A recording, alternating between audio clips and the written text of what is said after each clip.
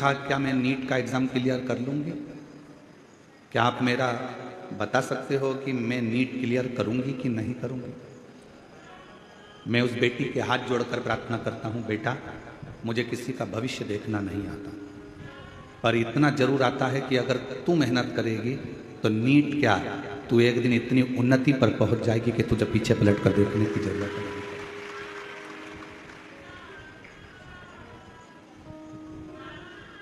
हमें हमारा खुद का भविष्य नहीं मालूम, हमें आपका भी भविष्य नहीं मालूम। अहमदाबाद के उस फ्लाइट के क्रैश होने पर उनको भी अपना भविष्य नहीं मालूम था कि हम बस केवल यहां से बैठ कर उड़ेंगे और हमारे प्राण छूट जाएंगे। किसको मालूम है कब कहां कैसे जाना पड़ जाए, कब किसके प्राण कहां छूट जाए, कब किसको क्या मिल जाए, इसका कोई भरोसा नहीं। और तेरी कृपा का क्या है भरोसा, कब किस पर हो जाए, जरा सी हम पर कर दो, ओ जरा सी हम पर कर दो। तेरी कृपा का क्या है भरोसा, कब किस पर हो जाए, जरा सी हम पर कर दो, ओ जरा सी हम पर कर दो। जिस पर भी हो गई तेरी करुणा कृपा हो, भव पार हुआ, भव पार हुआ। पापी हो चाहे जितना, उसका भी बाबा उद्धार हुआ, उद्धार हुआ। गिद्ध अजामिल कणिका जैसे तेरे मन को भाए, जरा सी हम पर कर दो, ओ जरा सी हम पर कर दो। तेरी कृपा का क्या है भरोसा, कब किस पर हो जाए, जरा सी हम पर कर दो, ओ जरा सी हम पर कर दो।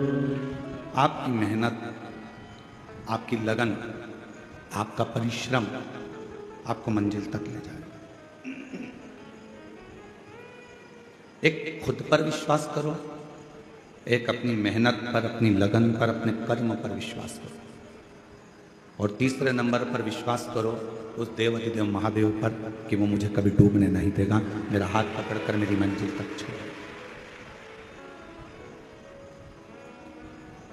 और ये विश्वास थोड़े समय का नहीं होना चाहिए।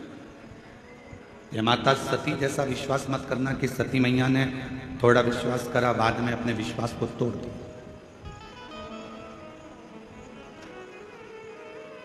भरोसा समाप्त हो गया। भरोसा कैसा होना चाहिए? जैसे एक पति पत्नी जहाज में सफर कर रहे हैं और समुद्र में लहरें चलना प्रारंभ हो गई और मैनेजर ने अनाउंस कर दिया कि यह जहाज पानी में डूबने वाला है। जिसको बचना हो बच। पत्नी ने सूचना सुनी, पति ऊपर लहरों का आनंद ले रहा था, समुद्री लहरें थी, ऊपर खड़ा था जहाज के। पत्नी नीचे से ऊपर आकर बोली, सब अपने अपने बच्चों को, अपनी अपनी पत्नियों को, परिवार को बचा रहे थे, चलो आप भी हमको बचाओ, ये जहाज पानी में डूबने वाला है। पति समुद्र की लहरों का आनंद ले रहा था, वो नीचे नहीं गए। पत्नी थोड़ी देर बाद फिर ऊपर आ गई।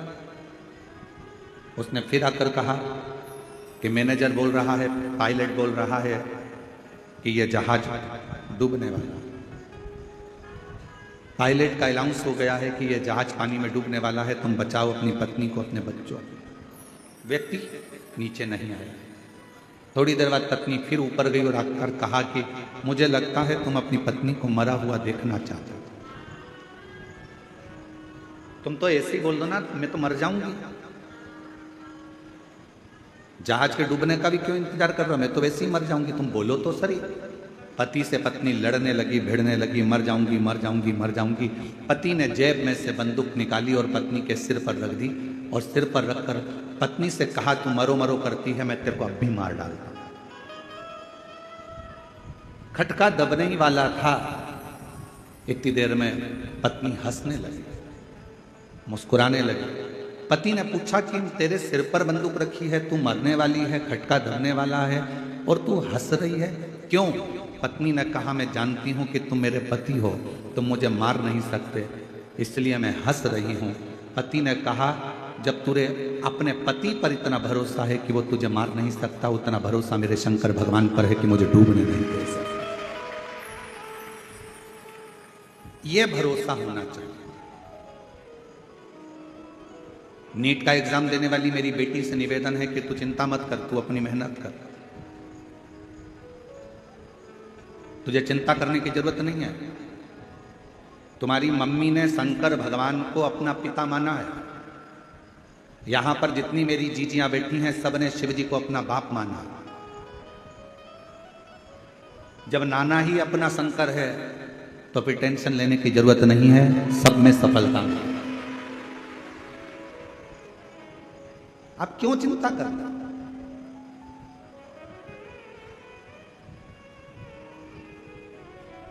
अब सौंप दिया इस जीवन का सब भार तुम्हारे हाथों में है, हार तुम्हारे हाथों में और जीत तुम्हारे हाथों में। फिर क्या टेंशन? टेंशन में जिंदगी नहीं जीना, मेंशन में जिंदगी जी। टेंशन डुबा देगा और मेंशन तुम्हें हर संकट से बाहर निकाल देगा, प्रत्येक संकट।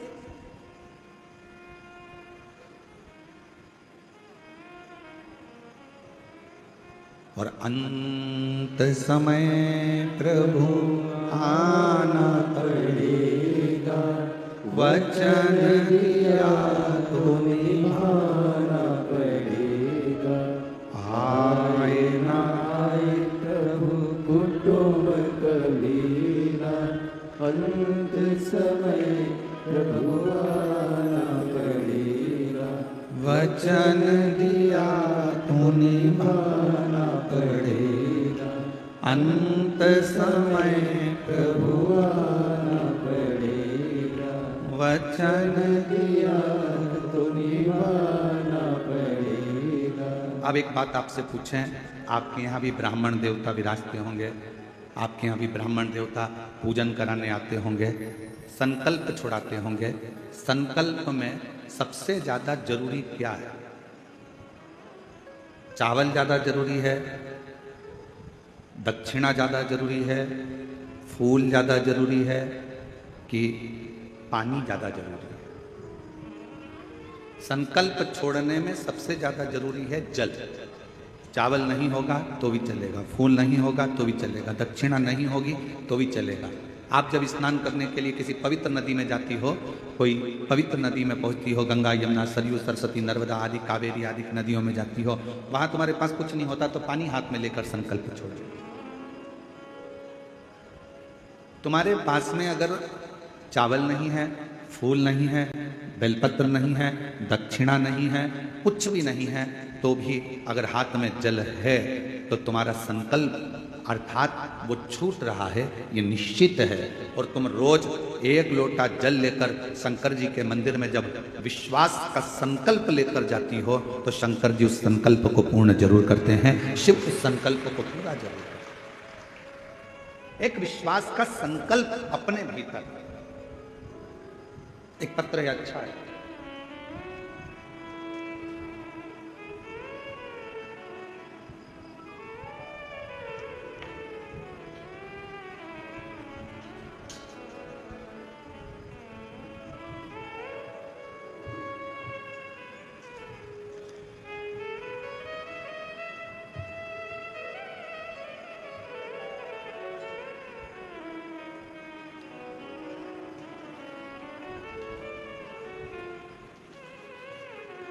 मेरा नाम बृहस्पति साहू है। मैं छाछी कसडोल जिला बालोदा बाजार से आई हूँ। कहीं बैठी हों तो हाथ हिला सकती हैं, और कहीं बैठी हों, आप ही हैं, आ जाओ, एक बेलपत्र ले जाना चाहिए। मेरा नाम बृहस्पति साहू है। मैं छाछी कसडोल जिला बालोदा बाजार से आई हूँ। मेरा मोबाइल नंबर ये है एक लोटे जल का मैं क्या वर्णन करूं गुरुदेव। मेरे पति का नाम बाल मुकुंद है, वो सेल्समैन में काम करते हैं। हम अपने परिवार सहित वहाँ रहते थे और 25 जुलाई 2016 शाम को 4 बजे मीटिंग में जा रहा हूँ बोलकर हम लोगों को छोड़कर कहीं चले गए। मेरा पुत्र 10 साल का था, पुत्री 7 साल की थी। फोन लगाने पर फोन बंद आता था। हम लोग पुलिस के पास जाकर रिपोर्ट दर्ज करवाए, उसके बाद भी कुछ पता नहीं चला। बहुत विचार आया, घबराए, ढूंढते रहे, पुलिस भी ढूंढती रही। गुरुदेव 16 में गया, 17, 18, 19, 20, 21 ऐसे सालों निकलते रहे। 6 साल बीत गए, 2021 लग गया, पति नहीं आया। लोग कहते थे चला गया, कोई कहता है ही नहीं। बड़ी दशा खराब हुई। 6 साल के बाद मेरी दीदी ने मुझको कहा कि आस्था चैनल पर पंडित प्रदीप मिश्रा की प्रवचन आता है, सुना कर। आपका प्रवचन सुनना शुरू कर दिया। जब आप बालोदा बाजार पौड़िया कथा करने के लिए आए तब मैं भी, क्योंकि मैंने सुना था कि पंडाल में बैठकर जो मांगा जाता है वो मिलता जरूर है। एक दिन की कथा सुनने पहुंच गई। बाबा से बोली मैं भटक चुकी हूँ, पति को ढूंढते ढूंढते, अब आप ही ढूंढ कर लेकर आना। उसके साथ जब पशुपतिनाथ का व्रत करने लगी, व्रत रखने पर सभी का मनोकामना पूर्ण हो जाती है। मैंने भी व्रत गुरुदेव सन 2023 में चालू कर दिया। सिर्फ एक ही बार व्रत रखा, फिर बाबा से बोली जैसा भी हाल में हो मेरा पति मुझे लौटा दो। 8 साल बीत गए गुरुदेव। बाबा की ऐसी कृपा हुई। बिल्कुल सत्य है गुरुजी, एक कथा के पंडाल में बैठकर जब आप श्री शिवाय नमस्तुभ्यम कहते हो, बाबा से अपने दिल की बात कहने को कहते हो, ऐसा लगता है शंकर सुनता है। 9 दिसंबर 2024 को 8 साल के बाद मेरे पति मुझे ढूंढते ढूंढते अपने घर आ गए। बाबा की कृपा से 8 साल के बाद मेरे पति, 8 वर्ष के बाद ढूंढते ढूंढते पूछा गया कि तुम कहाँ चले गए थे। कहा किसी ने मेरी भ्रमति कर तक मुझे सुध नहीं था। 8 साल तक उसकी सुध चली।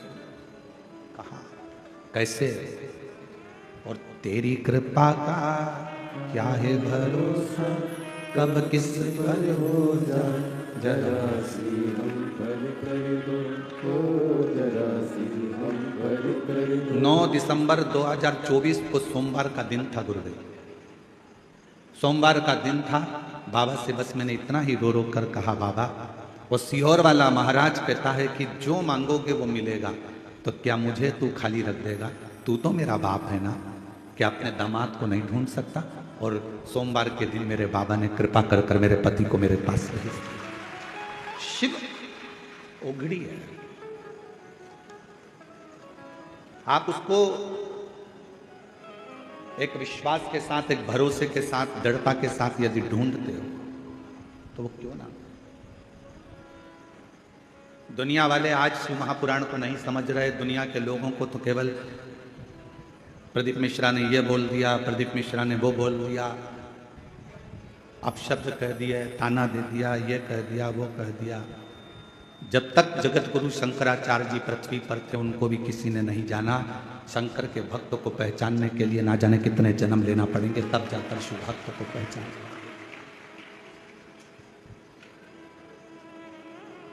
बहुत जन्म बार बार लेना पड़ेंगे तो भी किसी शंकर के भक्त को नहीं पहचान सकते। बहुत कठिन।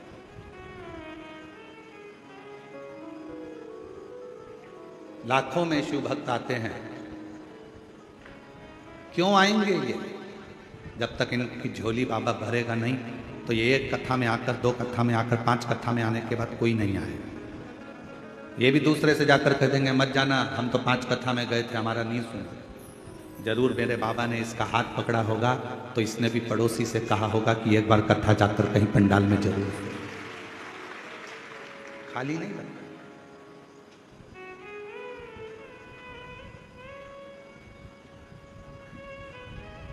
जो जैसी भावना लाया वो वैसा ही फल पाया, जो निभावना, वो वैसा ही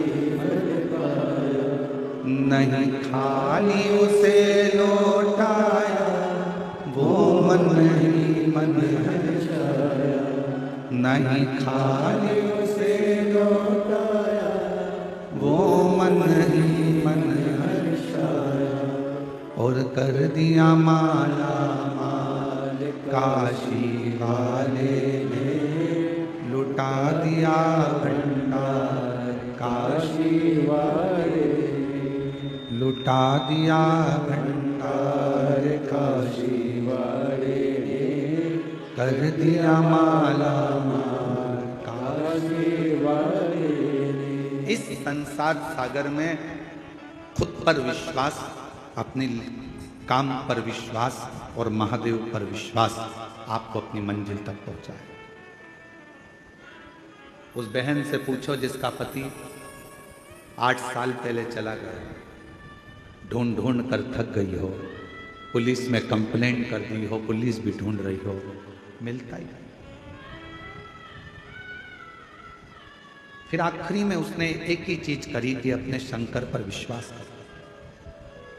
फिर आखिरी में एक ही बात रह गई कि अब कोई नहीं आया तो वो आए।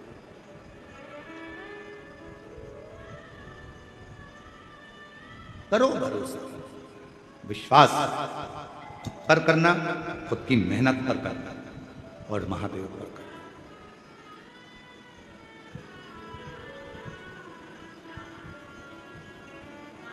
रिश्तेदार कह दें कि हम पर क्या तुम्हारे को भरोसा नहीं है, हमको हम पर क्या विश्वास नहीं है, हम पर क्या भरोसा नहीं, विश्वास नहीं, कह देना हमें सब पर है, पर दृढ़ विश्वास तो मैं अपने आप पर करता हूं, अपने मेहनत पर करता हूं और अपने महादेव पर करता हूं।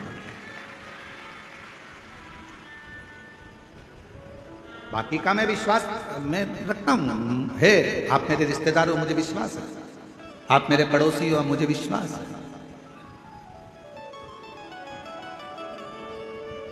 पर मेरा भरोसा तो मेरा देव अधिदेव महादेव। अभी गुरु पूर्णिमा आ रही है, सब लोग गुरुजी बनाएंगे, कोई कहीं का गुरुजी बनाएंगे, कोई कहीं का गुरुजी बनाएंगे, सब गुरुजी बनाएंगे, पर शिव पुराण कहती है कि 50 बार विचार करना तब किसी को गुरु बनाना, 1000 बार सोचना तब किसी को गुरु बनाना।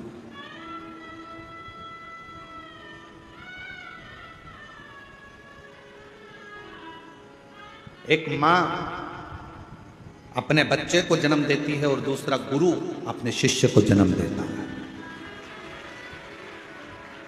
मां अपने बच्चे को जन्म देती है और उसको संस्कारों में पिरो देती है और उस बच्चे को बड़ा कर देती है। उसी तरह गुरु अपने संस्कारों से, अपने भजन से, अपने कीर्तन से, अपने मंत्र से अपने शिष्य को श्रेष्ठ बनाकर, माँ अपने बच्चे को संस्कारित बनाकर उसको अच्छी एजुकेशन दिलाकर अच्छी कंपनी में जॉब करा देती है, गवर्नमेंट जॉब करा देती है या व्यापार खुला देती है। और गुरु किसी कंपनी में जॉब नहीं कराता, गुरु उस परमात्मा से मिलाने का प्रयास करता है और अपने दिल को मजबूत करने का प्रयास।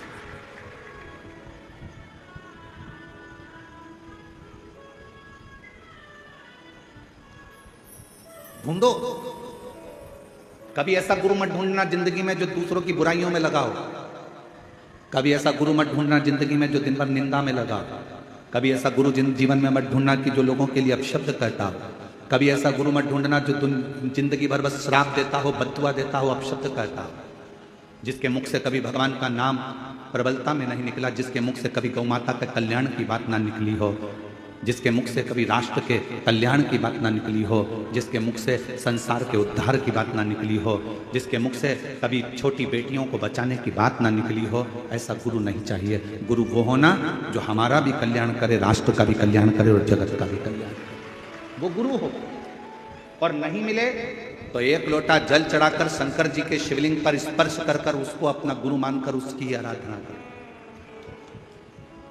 वो भी नहीं मिले, अपने घर में अपना पति है, उस पति को ही उसके वचन का स्मरण कर कर, उसी को परमेश्वर मानकर, उसी को गुरु मानकर, उसी की आज्ञा का स्मरण करना प्रारंभ कर दो। अपने घर में बुजुर्ग माता पिता है, अपने घर में बूढ़े सास ससुर हैं, उनको गुरु मानकर, उनकी आज्ञा का सिरोधार्य कर कर, उन्हीं की सेवा कर कर, उनको गुरु मानकर अपने जीवन का कल्याण कर।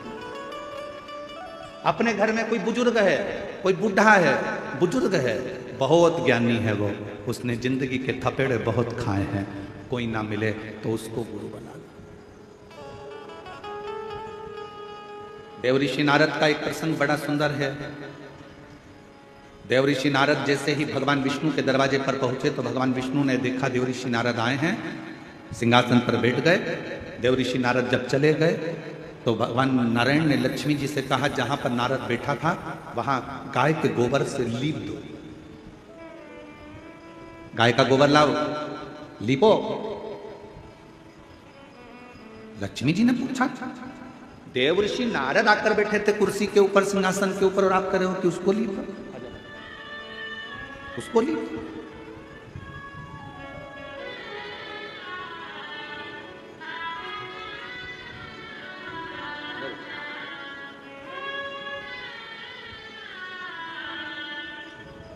8 साल के बाद पति को ढूंढ ढूंढ कर थक गई थी, तब 8 साल के बाद वापिस आया एक बार जोरदार था।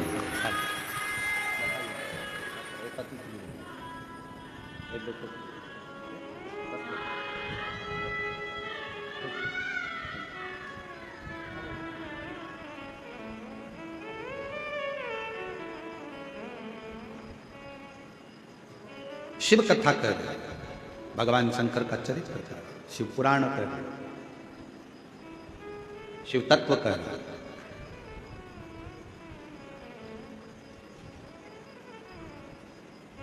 देवऋषि नारद जिस सिंहासन पर बैठे थे वहां गोबर से लिपा रहे हैं भगवान नारायण।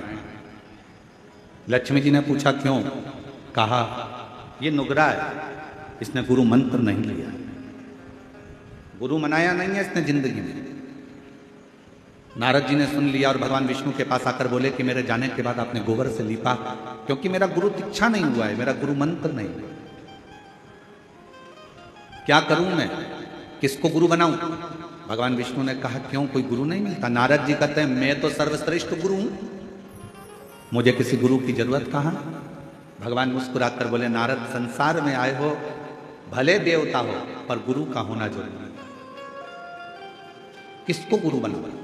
भगवान नारायण ने कहा जो तुझे पृथ्वी पर समुद्र के तट पर पहला व्यक्ति मिले बस उसी को गुरु बना दे। नारद जी भ्रमण करते करते समुद्र के तट पर गए। एक मछुआरा मछली पकड़ने के लिए जा रहा था। नारद जी को सबसे पहले वही मछुआरा दिखा, मछली पकड़ने वाला। नारद जी ने मन में सोचा कि बताओ कि इसको गुरु बनाऊंगा मैं, ये मछली पकड़ने वाला। नारद जी ने मन में सोचा मैं इसको गुरु नहीं बनाऊंगा। नारद जी फिर भगवान विष्णु के पास में गए, प्रभु वहां तो गुरु के रूप में एक मछली पकड़ने वाला मिला। नारद जी से भगवान ने कहा कोई भी मिला हो पर गुरु तो बनाओ। नारद जी ने जाकर मछली पकड़ने वाले मछुआरे के हाथ जोड़कर कहा कि मैं तुमको गुरु बनाना चाहता हूं। मछुआरे ने कहा फालतू बात मत कर, कोने में बैठ जा, मछली पकड़ने जाना है, मुझे देरी हो रही है, चुप। नारद जी चुप होकर बैठ गए। मछुआरा फिर आया। नारद जी ने कहा कि मुझे मंत्र दे दो, चुप। नारद जी चुप बैठ गए। नारद जी ने सोचा मंत्र एक ही मिला है, इसके मुंह से केवल चुप।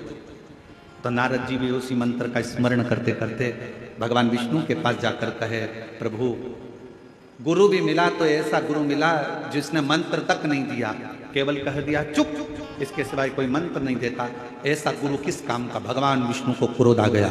नारायण ने कहा नारद तुमने मेरे पास आकर अपने गुरु की निंदा करी है,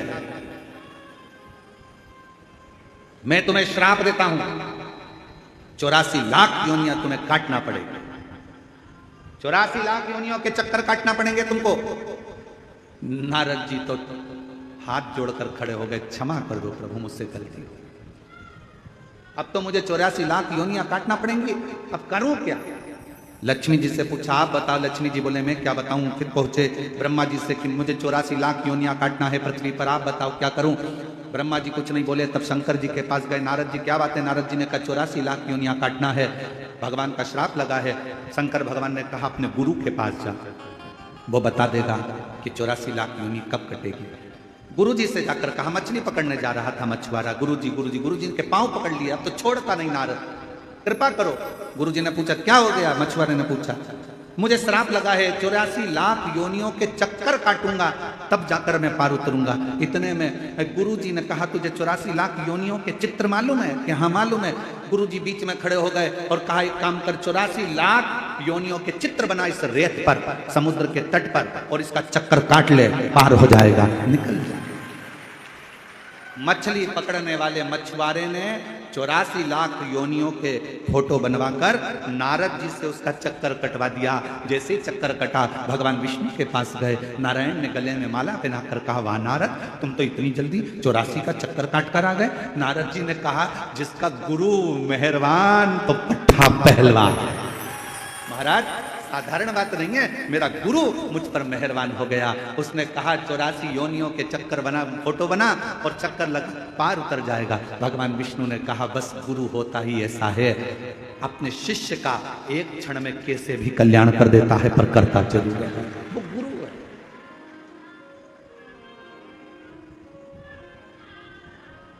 महाराज इसीलिए शास्त्र कहता ओम कहने से तर जाएगा तेरा जीवन सवर जाएगा। ओम कहने से तर तेरा जीवन सवर जाएगा। आप अपने मुख से जो उच्चारण करते हैं, आप अपने मुख से जो स्मरण करते हैं, आप अपने मुख से जो नाम जाप करते हैं, वो नाम जाप एक ना एक दिन आपको आपकी मंजिल तक पहुंचा देगा। दिल से किसको गुरु मानते हो वो आपके ऊपर निर्भर करता है। जरूरी नहीं कि आप उसके सामने पहुंचोगे। एकलव्य जैसा भी इसने हो सकता है कि गुरु के सामने नहीं पहुंचे तो भी गुरु का भाव उत्पन्न कर।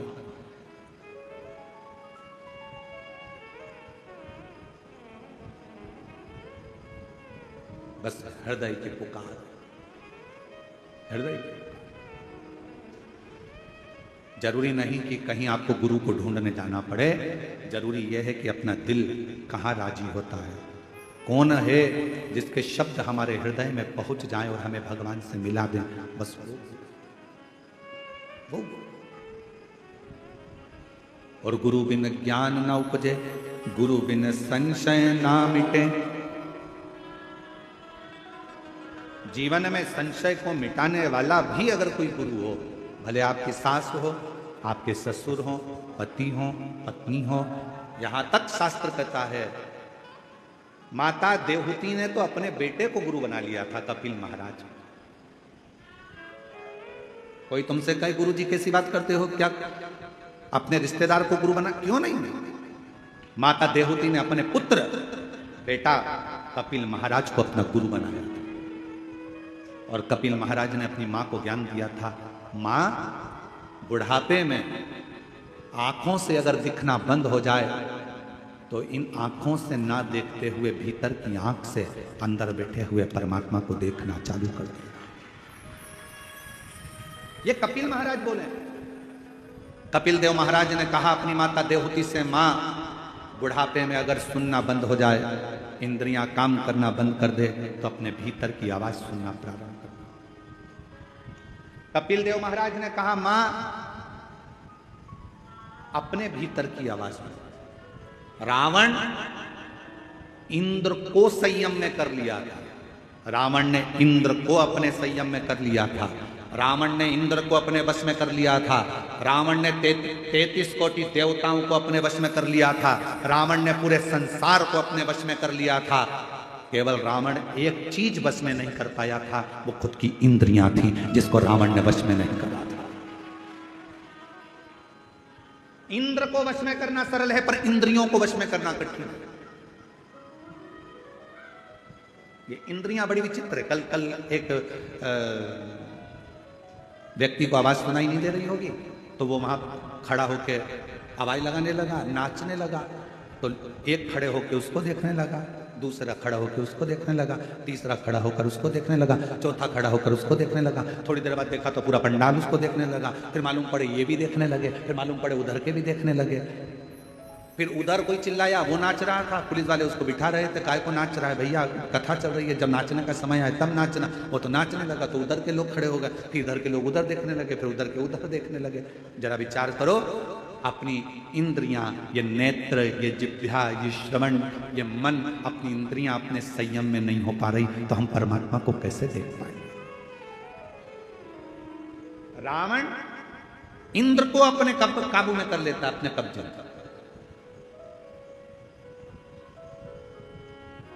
रावण इंद्र को अपने संयम में कर लेता है, रावण देवताओं को अपने कब्जे में कर लेता है, रावण सबको अपने अधीन कर लेता है। पर लंका का राजा रावण अपनी इंद्रियों को अधीन नहीं कर पाया। जानकी जी को देखा, इंद्रियां बिगड़ गई, लेकर आ गए। बहन सूपनखा ने कुछ कहा, इंद्रियां बिगड़ गई, गुस्से में लाल हो गया। इन इंद्रियों को साधना कितना कठिन। अरे आज के जमाने में अच्छे अच्छे महात्मा, संत, महाराज, बड़े बड़े जितने भी हैं, इंद्रियों को साधना सबसे कठिन काम है कि ये अपनी इंद्रियों को भी साधे। और इंद्रियों को साधने का सबसे सुंदर अगर कोई तरीका है, आज कलयुग में, कलिकाल में अगर इंद्रियों को साधने का सबसे सुंदर तरीका है, रावण भी उस तरीके को जान चुका था। रावण ने विचार कर लिया था, मैंने इंद्र को अपने कब्जे में कर लिया, मैंने इंद्र को अपने संयम में कर लिया, मैंने देवताओं को अपने अधीन कर लिया। रावण समझ चुका था, सबको मैंने अपने अधीन कर लिया, पर मेरी इंद्रियां मेरे अधीन नहीं हो रही है। तब रावण ने विचार करा कि इंद्रियों को अधीन करने के लिए क्या करना पड़ेगा। तो मन में सोचा, शंकर भगवान के शिवलिंग पर एक लोटा जल चढ़ाना पड़ेगा, शंकर भगवान के शिवलिंग को अपनी लंका में लाना पड़ेगा, शंकर भगवान के शिवलिंग को लंका में लाकर पूजन करना पड़ेगी, शंकर भगवान के शिवलिंग के पास रोज जाना पड़ेगा। जब शंकर भगवान को अपन एक लोटा जल चढ़ाएंगे, शिव जी की आराधना करेंगे, तो इंद्रियां संयम में हो जाएगी। रावण को उसी समय सूचना मिली कि शिव लाना है। रावण चले गए कैलाश, शंकर भगवान से शिवलिंग मांगा, लेकर चल दिए। शंकर जी ने सोचा इंद्र काबू में हो गया, चलेगा, देवता इसके काबू में हो गए, चलेगा, पर इसकी इंद्रियां मुझे काबू में नहीं करना है। तो शंकर भगवान का शिवलिंग लाते लाते रावण संध्या करने के लिए रुका और भगवान शंकर का शिवलिंग जमीन पर रख दिया गया। फिर वो उठा नहीं, बाबा वैद्यनाथ के रूप में विराजमान। आज बाबा धाम के रूप में, बाबा वैद्यनाथ जी के रूप में विराजमान। शिव जी नहीं चाहते थे कि ये इंद्रियां संयम में हो।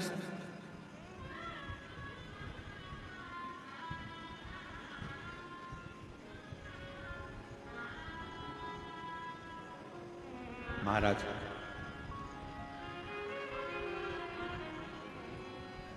ये इंद्रियां संयम में हो, ये बहुत कठिन विषय है। आज के जमाने में, कली काल में, इंद्रियों को संयम में लाने के लिए सबसे सुंदर तरीका है एक लोटा जल, सारी समस्या का। यह हमारी इंद्रियों को भी संयम में,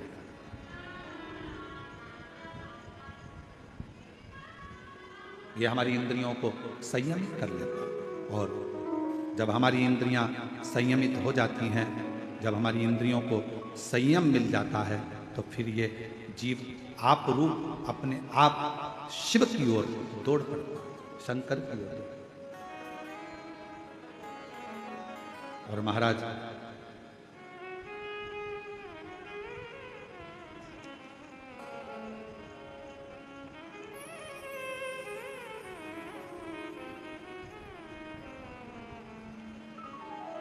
इन इंद्रियों का संयमित होना यह निश्चित करता है कि हम शिव के कितने करीब हैं। जो रावण नहीं कर पाया, सोने की लंका बनाना रावण के लिए सरल था।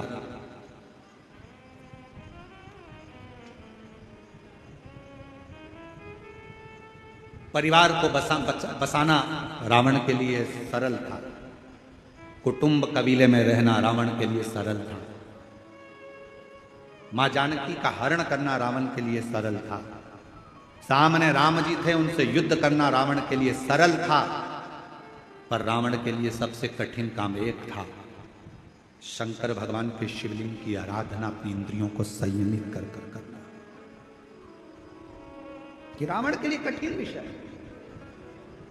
और मेरी जीजियों, मेरे जीजाओं, मेरी बेटियों, मेरे बेटाओं, मेरी माताओं, मेरे बुजुर्ग माता पिता तुल्य, मेरे भाई बंधु जितने भी यहां बैठे हैं, आपसे निवेदन करूंगा, आप अगर रोज शंकर जी के मंदिर में एक लोटा जल चढ़ाने जा रहे हो, समझ लेना कि आपने रावण को तो एक कोने में रख दिया, आपने अपनी इंद्रियों को शिव में लगाकर रखा है शंकर की आराधना में।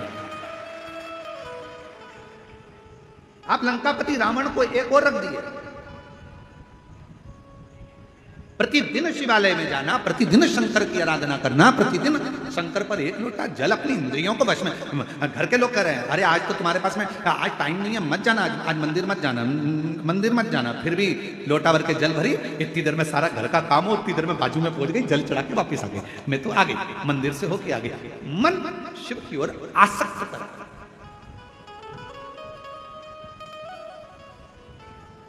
एगो बहन आई है, शायद रायपुर से हैं, वो जीजी कल बोल रही थी, मिल दर्शन के लिए आई थी जब, कि गुरुजी ये बोलो, ये बताओ कि आप कथा में कह रहे थे कि भगवान शंकर के लिए समय मत बांधना, सुबह 9 बजे बांधोगे तो अर्चन डाल देगा, 10 बजे बांधोगे तो अर्चन डाल देगा, 11 बजे डालोगे तो अर्चन डाल देगा। कल वो प्रश्न कर रही थी, शायद है कि गई पता नहीं, तो वो प्रश्न कर रही थी कल। तो मेरा उन बहन से निवेदन है, शंकर भगवान समय नहीं बांधने दे रहे हैं, इसलिए नहीं बांधने दे रहे हैं कि बाप से मिलने का कोई समय नहीं होता। तुम्हारा जब मन पड़ जाए तब अपने बाप से मिलने पहुंच, अपने पिता से।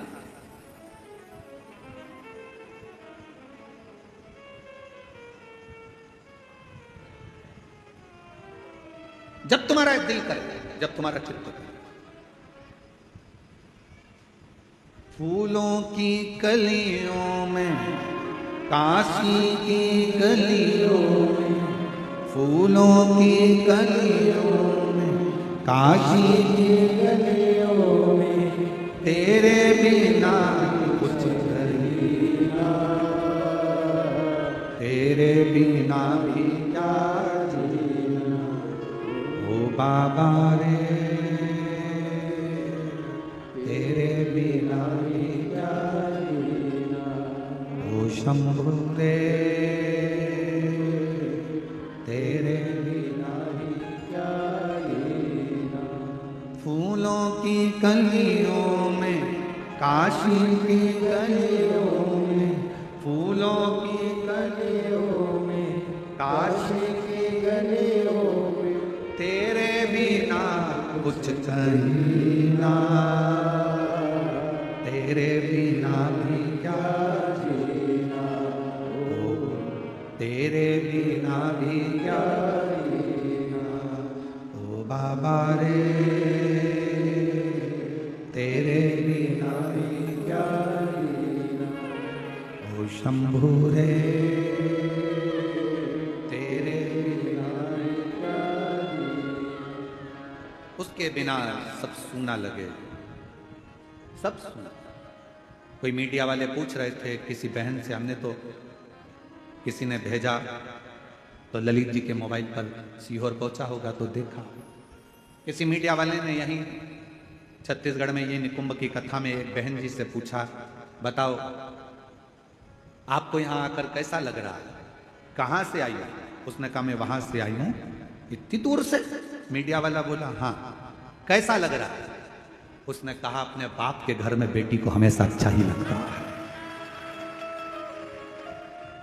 कथा में पूछा जाता है, सोशल मीडिया, यूट्यूबर पूछते हैं आपको कैसा लग रहा है यहाँ आकर, माताएं जवाब देती है अपने बाप का घर है, पिता का घर है। शिव महापुराण की कथा नहीं है, ये मेरे पिताजी से मिलने का एक स्थान है जहां पर बेटी अपने बाप से कहने के लिए आती है। फिर एक ट्रेगल साइकिल चलाने वाले, किसी के पाँव में तकलीफ थी, कोई ट्रेगल साइकिल चलाने वाले कोई भाई से पूछा, उसका भी यूट्यूब पे डाला, उससे पूछा तुम अपनी साइकिल से आए इतनी दूर? हाँ। कितना किलोमीटर दूर? हाँ 35 किलोमीटर दूर साइकिल चला कर आना। हाँ किसके लिए? तो वो ट्रेगल साइकिल वाले ने कहा देवादिदेव महादेव के लिए, मन में था इसलिए, मन में था, पहुंच। और देखो ये लाखों की जो भक्ति दिख रही है, लाखों शिव भक्त यहाँ आए हैं, ये आप लोगों की भक्ति ही आपको लाई। अब आप इतनी सारी संख्या में यहाँ पहुँचे हो तो मेरे शंकर भगवान, तुम तो यहाँ पहुँच जाते हो, तुम्हारे कथा में आने से आधे से ज़्यादा टेंशन शंकर जी को हो जाता है कि अभी आके बैठ गई है, आ गया है तो इसको देना तो पड़ेगा। देखो भाई, शादी में अगर आए हो तो फिर तुम जिसके घर आए हो तो उसको मिठाई का डब्बा या साड़ी या कपड़ा तो देना ही पड़ता है। उसी तरह जो शिव महापुराण की कथा में जाकर बैठ जाता है, शंकर भगवान को उसको देना तो पड़ता ही।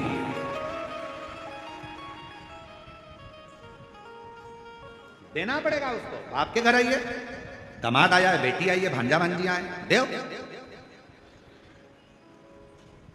और खाली ना जाता कोई दर से तुम्हारे, खाली न जाता कोई दर से तुम्हारे, मेरी खड़ी हो लगे बाहें पसारे, अपने हृदय लगा लगा लो कि ना जा रहा हो, उठा लो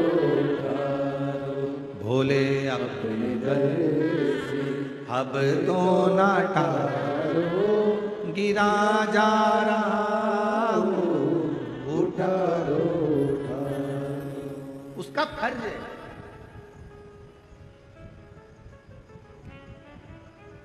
इतना एक संत ने कहा, हमने किसी के मुख से सुना,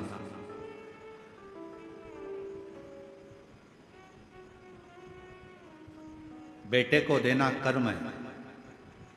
किसी के मुख से सुना था, बाप अगर बेटे को दे रहा है, जमीन दे रहा है, घर दे रहा है, प्रॉपर्टी दे रहा है, पैसा दे रहा है, बेटे को देना कर्म है, पर बेटी को देना धर्म है। अगर बेटे को दे रहा है तो वो अपना कर्म कर रहा है। जो पिताजी दादाजी कर कर गए, जमीन अपने को देगा, अपन अपने औलाद को देगा। पर बेटी को अगर कोई बाप दे रहा है तो वो कर्म नहीं कर रहा, वो धर्म कर रहा है। अपनी बेटी को देकर अपने हाथों से पुण्य कर कर आगे बढ़ रहा, धर्म। इसलिए शायद मेरे भोले बाबा भी यही क्रम करते हैं। इतनी सारी मेरी जीजियां आती हैं ना, बेटियां, तो उनको देखकर धर्म उत्पन्न कर लेते, ये देना मेरा धर्म है। आया है, खाली ना चले जा, इसकी झोली भरना, इसको खुशियां देना, इसको प्रदान करना, आया है।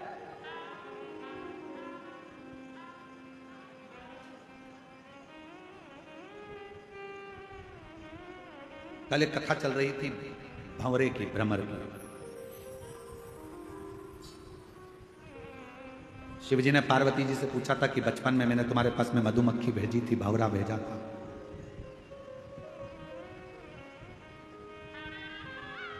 एक भी मधुमक्खी नहीं दिखी, एक भी भंवरा नहीं दिखा। वो मधुमक्खी, वो भंवरे कहां चले गए? पार्वती जी मुस्कुराती रहीं और शिव जी की ओर देखकर कहती रहीं कि प्रभु, जितनी मधुमक्खी आती थी मेरी तप साधना में, जब मैं शंकर भगवान के पार्थिव शिवलिंग का पूजन कर रही थी, और मधुमक्खी जितनी आती थी, जितने भंवरे आते थे, वो मुझे पास में आकर गुंजायमान होते थे, मेरे आसपास में घुमा करते थे। पार्वती जी कहती हैं, मैंने उन सबको अपने में समाहित कर लिया, सबको अपने में समाहित,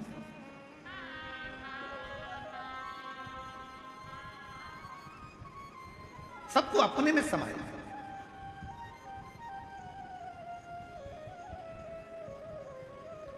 और कलयुग का सबसे बड़ा एक फल है, जितने शिव भक्त शिव महापुराण की कथा सुन रहे हैं, जितने आस्था चैनल पर सुने, फेसबुक यूट्यूब पर सुने, मोबाइल पर सुने, चाहे कथा के पंडाल में सुन रहे हो, चाहे आस्था चैनल पर सुने, सुन लेना, कलयुग का सबसे बड़ा एक फल है, जो ना सतयुग में था, ना त्रेता में था, ना द्वापर में था। वो फल कलयुग को मिला। कौन सा फल है? जो सतयुग में नहीं मिला, न त्रेता में मिला, न द्वापर में मिला, कलयुग में वो फल भगवान शंकर ने कलिकाल के मनुष्यों को दिया है। एक अलग से ऑफर, एक अलग से फल मेरे शंकर जी ने कलयुग को दिया। कौन सा फल? कलयुग का सबसे बड़ा फल है, अगर कोई भगवान के नाम को जप रहा है, राम नाम, कृष्ण नाम, शिव नाम को जप रहा है, कोई दत्त नाम, कोई देवी नाम, कोई आराधना, किसी भी देवता का नाम अगर कोई जप रहा है, मात्र जप रहा है, कलयुग में सबसे बड़ा फल है अगर मंत्र जाप करने वाले का, नाम जाप करने वाले का भी कभी दर्शन हो जाएगा कलयुग में, तो उसका भी उद्धार हो जाएगा। यह कलयुग के लोगों के लिए है। सतयुग में नहीं था ऐसा, त्रेता में नहीं था, द्वापर में नहीं था। कलयुग में तुलसी बाबा ने लिख दिया, कलयुग केवल नाम आधारा। नाम जितना जपोगे, भगवान को जितना भजोगे, जितना नाम का स्मरण करोगे, उतना उतना संसार का भी कल्याण होगा और अपना भी कल्याण। जग का भी कल्याण हो रहा है और अपना भी कल्याण हो रहा है।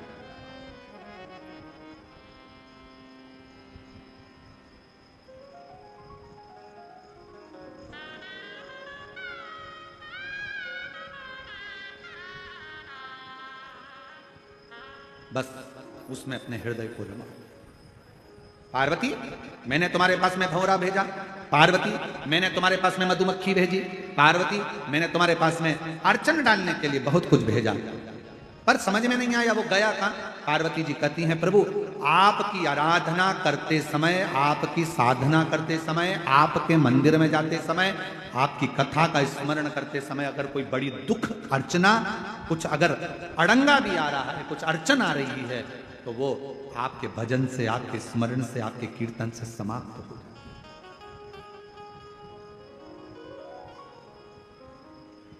केवल आपके एक मंत्र उच्चारण से समाप्त हो जाता है। इसलिए कलिकाल में नाम की बड़ी महत्वता है। श्री शिवाय नमस्तुभ्यं, श्री शिवाय। सब बोलो, सब पूरे पंडालों से आवाज आना चाहिए। जो लोग रोड पर बैठे हैं उनकी भी, जो बाहर बैठे हैं उनकी भी, और जो सामने बिल्डिंग पर चढ़े बैठे हैं उनकी भी, और जो गाड़ियों पर चढ़ चढ़ कर बैठे हैं उनकी भी आवाज यहां तक पहुंचना चाहिए।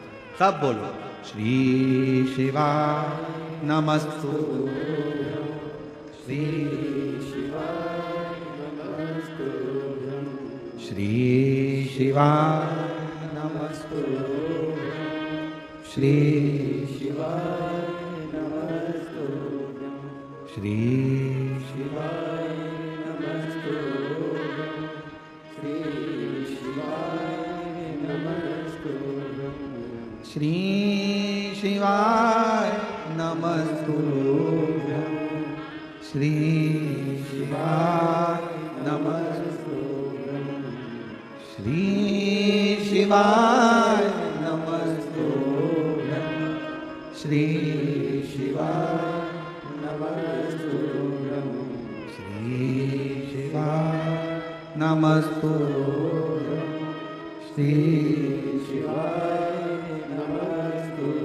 आप उच्चारण करें। कलिकाल में मंत्र, शिव महापुराण तो यहां तक कहती है कि शिव कथा सुनकर जाने वाला व्यक्ति जिस रास्ते से निकल कर जाता है, जिस गांव में जाता है, उस गांव में अगर कोई जवानी में, कुंवारे में, अधोगति में, एक्सीडेंट में या कोई बीमारी में कोई मर भी गया होता है, तो मात्र उसके शरीर की छू कर जाने वाली हवा उन जीवों का भी कल्याण कर देती है। इतना शिव महापुराण है।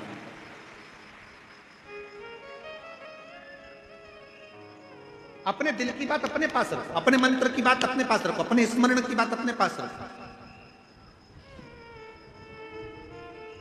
जैसे आज के जमाने में साइबर क्राइम ज्यादा हो रहा है।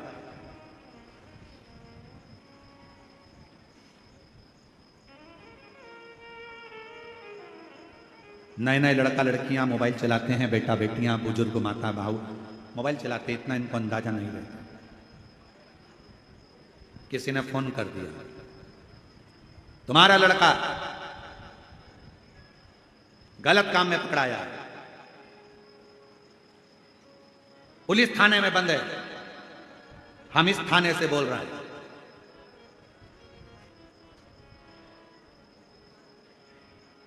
अगर लड़के को छुड़ाना है तो ऐसा करना पड़ेगा। तुम्हारे मोबाइल पर एक ओटीपी आएगा, वो ओटीपी नंबर बताओ, फिर तुम्हारे पास ये पहुंचेगा, ये बताओ।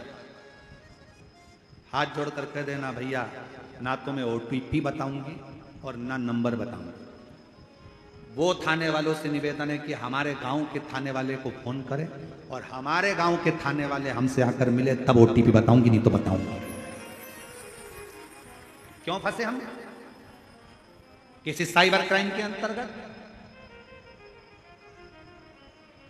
अपने मोबाइल में कितनी भी बातें हो, अपने मोबाइल में कितना भी ओटीपी आए, कोई तुमसे पासवर्ड पूछे, मैंने ये नंबर भेजा है, इसका पासवर्ड बताओ, ये बताओ, वो बताओ, कुछ नहीं बताए, कह देना सीओर वाला महाराज ने मना करा है। अपने दिल की बात और अपने पासवर्ड या ओटीपी नंबर या अपने मोबाइल का कोई पर्सनल नंबर या पर्सनल चीजें हम किसी को नहीं बताते, चाहे वो कोई मत बताओ, अपने पास रखो। लाखों रुपए लोगों के जा रहे हैं, करोड़ों रुपए लोगों के समाप्त हो जा रहे हैं, बैंक खाली हो जाते हैं, तब रोता है मेरा लड़का, मेरी लड़की। आखिरी में फिर विचार करता मर जाऊं तो अच्छा, क्योंकि प्रेशर इतना होता है कि मरने का साधन ढूंढता। क्यों मरना? इसलिए ना अपना ओटीपी बताओ, ना अपना पासवर्ड बताओ, और ना ही अपनी ऑनलाइन लिंक कुछ भी है ना बताओ, कुछ नहीं बोल। आप तो कह दो हमारे मन की बात और हमारे मोबाइल की बात हम किसी को नहीं कहते। हर किसी व्यक्ति से मोबाइल पर चैटिंग भी मत करो। आज के समय में बहुत चैटिंग का बड़ा लफड़ा हो गया। काय को फालतू की चैटिंग करना? चैटिंग करना है तो बैठा है ना, एक बैठा है। कौन? अरे बोलो तो जम के देव अधिदेव, एक बैठा है। आप चैटिंग करना चाहते हो तो हम उसका नंबर दे देते हैं। वैसे पहले देख के गए हैं एक बार, है आप लोगों के पास? अरे बोलो तो जम के शिव जी का नंबर है ना अपने पास में? तो लिख लो, मोबाइल में लिखो जल्दी से। शंकर जी का एक नंबर है, लिखो। जिसको भी चैटिंग करना है, फ्री रहा करो तो चैटिंग कर लिया करो, जब मन ना लगे तो चैटिंग कर लिया करो। एक ही नंबर है, श्री शिवाय नमस्तुभ्यम, श्री शिवाय नमस्तुभ्यम। कभी कभी ये नंबर नहीं लगे तो दूसरा नंबर भी है। कभी कभी बिजी आ जाए, मान लो लाइन पे नहीं हो, तो दूसरा नंबर भी लिखो। ओम नमः शिवाय, ओम नमः शिवाय। और मान लो ये भी बिजी आ गया, नहीं उठा पाए, तो फिर एक नंबर टोल फ्री, फिर एक नंबर आया टोल फ्री नंबर। हर हर महादेव शंभो, काशी विश्वनाथ शंभो, हर हर महादेव शंभो, काशी विश्वनाथ शंभो, हर हर महादेव शंभो, काशी विश्वनाथ शंभो, हर हर महादेव शंभो, काशी विश्वनाथ शंभो, काशी विश्वनाथ शंभु, काशी विश्वनाथ शंभु, काशी विश्वनाथ शंभु, काशी विश्वनाथ शंभु, हरि हरि महादेव शंभु, काशी विश्वनाथ शंभु, हरि हरि महादेव शंभु, काशी विश्वनाथ शंभु, काशी विश्वनाथ शंभु, काशी विश्वनाथ शंभु, काशी अमरनाथ शंभु, हर हर महादेव शंभु, काशी विश्वनाथ शंभु, हरि हरि महादेव शंभु, काशी विश्वनाथ शंभु, हरि हरि महादेव शंभु, काशी विश्वनाथ शंभु।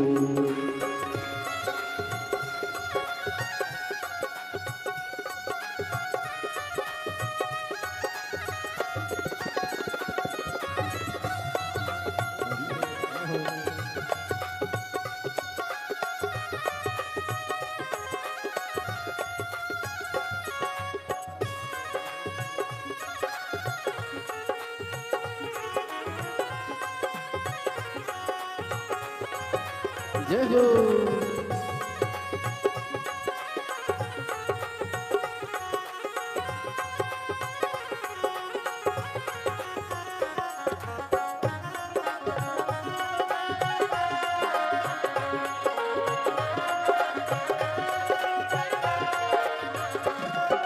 नमो निरंजन निराकार साकार बने हरिदंगा, साकार बने हरिदंगा, साकार बने हरिदंगा। नमो निरंजन निराकार साकार बने हरिदंगा, साकार बने हरिदंगा। कलिक कपूल भाल दुर्राज पिए हाल हरिभंगा। हरि हरि महादेव शंभु काशी विश्वनाथ गंगे, हरि हरि महादेव शंभु काशी विश्वनाथ गंगे, काशी विश्वनाथ गंगे, काशी विश्वनाथ गंगे। हरि हरि महादेव शंभु काशी विश्वनाथ गंगे, हरि हरि महादेव शंभु काशी विश्वनाथ गंगे। गंगे काशी विश्वनाथ गंगे, काशी विश्वनाथ गंगे, काशी विश्वनाथ गंगे। हरि हरि महादेव शंभु काशी विश्वनाथ गंगे, हरि हरि महादेव शंभु काशी विश्वनाथ गंगे।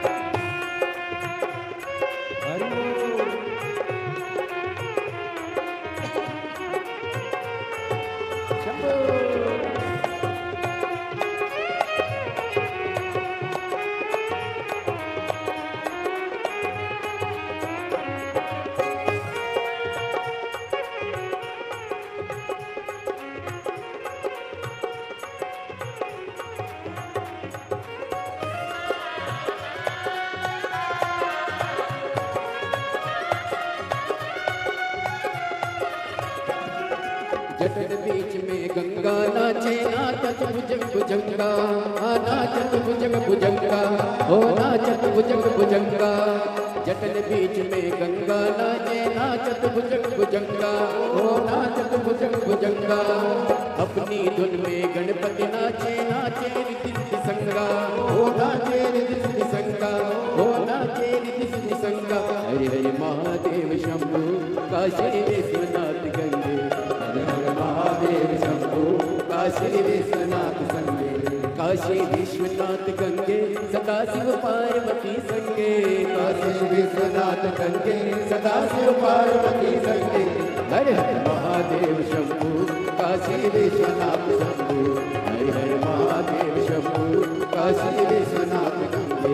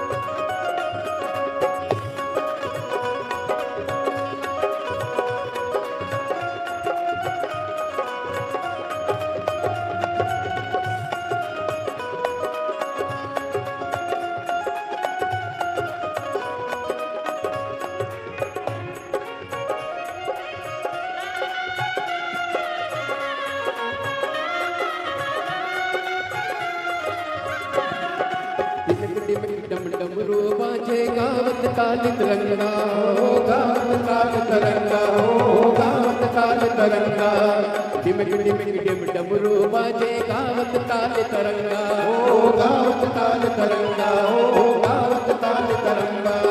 डिमक डिमक डिम दाजे पक मुरली और लड़चंगा, ओ मुरली और लड़चंगा, मुरली और लड़चंगा। हरि हरि महादेव शंभो काशी विश्वनाथ गंगे, हर हर महादेव शंभो काशी विश्वनाथ गंगे, हर हर महादेव शंभो काशी विश्वनाथ गंगे, हर हर महादेव शंभो काशी विश्वनाथ गंगे, हर हर महादेव शंभो काशी विश्वनाथ गंगे, हर हर महादेव शंभो काशी विश्वनाथ हर हर गंगे।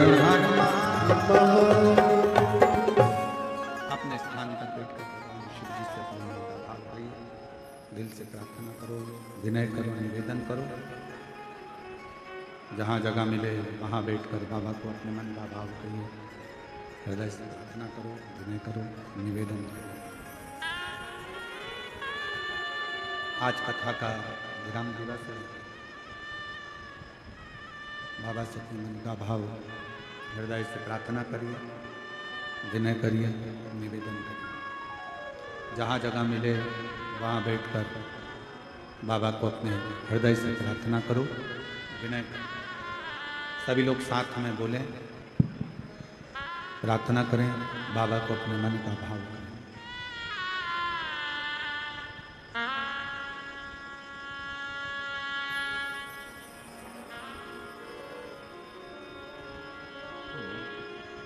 श्री शिवाय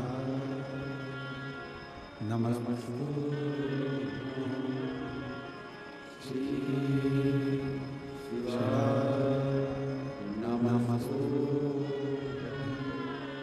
श्री शिवाय नमस्तु, श्री शिवाय नमस्तु, श्री शिवाय नमस्तु। बोला सब दुख काटो, सब दुख काटो, शिव शंकर जप तेरी माला, भोले बाबा जप तेरी माला, भोला सब दुख काटो, ओ भोला सब दुख काटो।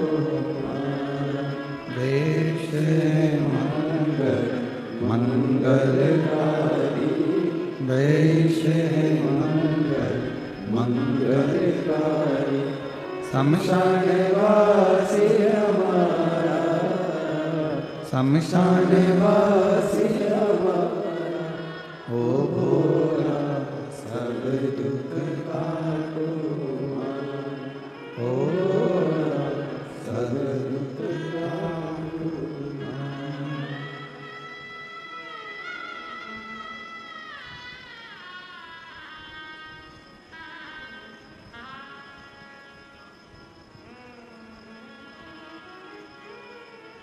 बाबा देवादिदेव महादेव भगवान शिव ओगरदानी त्रिकालदर्शी कैलाशी विनाशी शंकर की कथा कर रहे हैं। शिव महापुराण की कथा वर्णन कर रही है। शिव जी का चरित्र कह रहा है। भगवान शंकर ने मां पार्वती जी से पूछा, इतने भंवरे, इतनी मक्खियां, मधुमक्खियां कहाँ गई? जगत जननी मां कहती है कि पूजन करते समय जो मेरे करीब में आता था मैं उसको अपने अंदर ही समा लिया।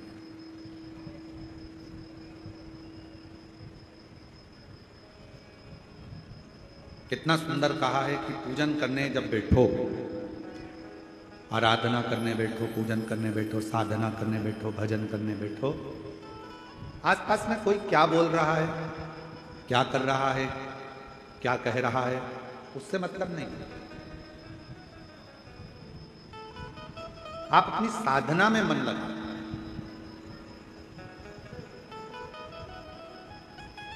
एक बहन ने एक पत्र लिखा है,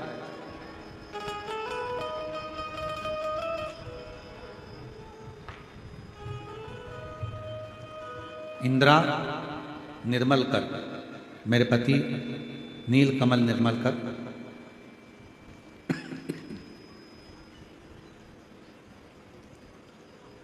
ग्राम हसदा, जिला बालोद, छत्तीसगढ़ की निवासी हूँ। मेरा मोबाइल नंबर ये है। मेरी शादी को 10 साल हो गए थे, मेरा कोई संतान नहीं रहा। डॉक्टरों को बहुत दिखाती लेकिन कुछ भी परिणाम नहीं निकलता। फिर मुझे मेरी दीदी ने बताया कि टीवी पर शिव महापुराण की कथा आती है, सीहोर जिले के रहने वाले पंडित प्रदीप मिश्रा जी कथा करते हैं, उसको सुनना प्रारंभ करा।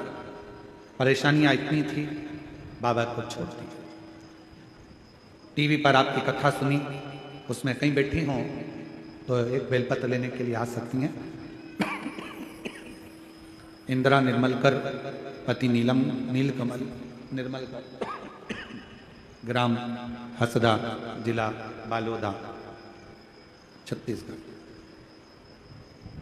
लोगों के ताने सुनती, अपशब्द कहते, आड़ा टेढ़ा कहते, कोई मुझे बांझ कहता, कोई कुछ कहता। पर मैंने भी आपकी कथा सुनकर एक विश्वास अपने अंदर एकत्रित करा। पशुपतिनाथ का व्रत किया और पशुपतिनाथ का व्रत किया और 1 महीने के अंदर मेरा गर्भ ठहर गया। 24 मई 2023 में बाबा की कृपा से मुझे संतान की प्राप्ति हुई और बाबा की ऐसी करुणा हुई कि बाबा की कृपा से मेरे घर में औलाद की प्राप्ति, संतान की प्राप्ति शिव की कृपा से। पर बच्चा तो हुआ, एक लड़की ने जन्म लिया गुरुदेव, पर कुछ समय के बाद हो सकता है हमारी लापरवाही या अन्य चीज के कारण बेटी का भगवान के घर चली गई। बहुत निराश हो गई मैं। मेरे माँ बाप मेरे को देखकर रोते, इतने सालों के बाद तो बच्चा हुआ, वो भी चली गई। पर मैंने अपना विश्वास नहीं तोड़ा। आप कहते हो ना गुरुजी, विश्वास को मत तोड़ना, तो सूखे हुए पेड़ में भी एक दिन फल आ जाता है अगर विश्वास बसता है। हम लोग, मेरी माँ के साथ सीहोर गई, वहां कंकर शंकर की पूजा की, रुद्राक्ष लाई और मैंने फिर से पशुपतिनाथ का व्रत किया और फिर मेरा गर्भ ठहर गया। 24 अगस्त 2024 को पहली मेरी लड़की हुई थी, 24 मई को, और बाबा ने फिर मुझे 24 अगस्त 2024 को पुत्र रत्न की प्राप्ति हुई। बाबा की कृपा से अब वो स्वस्थ है। एक विश्वास, ये 10 साल, एक 20 साल के बाद में भी संतान की प्राप्ति। पूर्णिमा साहू, मेरे पति का नाम किशन साहू, 2005 में शादी हुई थी और 2005 के बाद में जो बच्चे होते थे वो मर जाते थे। 2 बार गर्भ में शांत हो गए, उसके बाद नहीं हुए। बाबा की कृपा से 20 साल के बाद बाबा ने गर्भ ठहराया और संतान की प्राप्ति 20 वर्ष।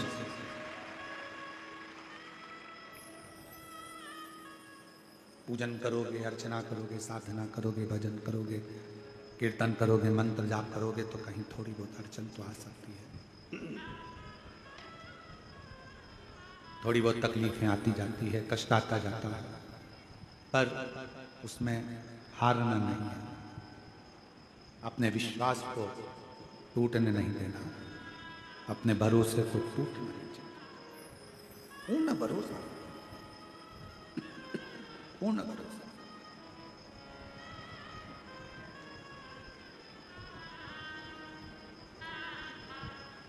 हो सकता है कुछ परीक्षा बाबा ज्यादा ले रहा है,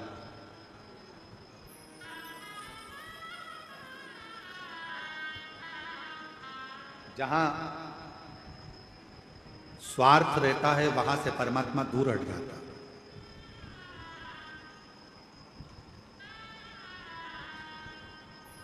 यदि आपका कोई स्वार्थ है तो वहां से भगवान दूर हट जाए। मुझे यहां से इतना फायदा होगा, मुझे वहां से ये फायदा होगा, मेरे लिए ये फायदा होगा, मेरे लिए वो फायदा होगा ना।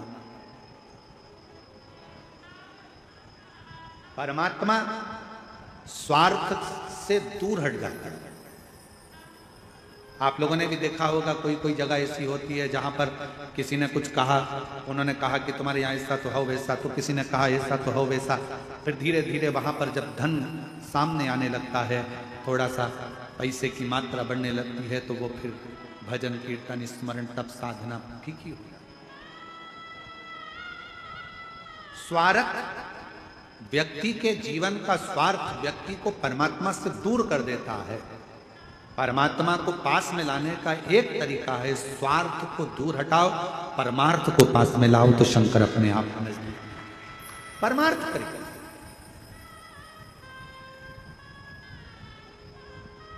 जब आप बेजापुर महाराष्ट्र से 26 तारीख को कथा सुनोगे 1 बजे से 4 बजे तक, उसमें आप सुनोगे कि सावित्री माता ने, गायत्री माता ने, लक्ष्मी माता ने, ब्रह्माणी सरस्वती माता ने, पार्वती माता ने, कात्यायनी माता ने, कुष्मांडा माता ने, रिद्धि माता ने, सिद्धि माता ने, इंद्राणी माता ने, ऐसी कई माताएं हैं जिन्होंने परमार्थ के साथ बेलपत्र का अनुमोदन कर कर, बेलपत्र का पूजन कर कर, परमार्थ का काम कर कर अपनी प्रसिद्धि, अपनी सिद्धता और अपनी सिंहासन को पाया।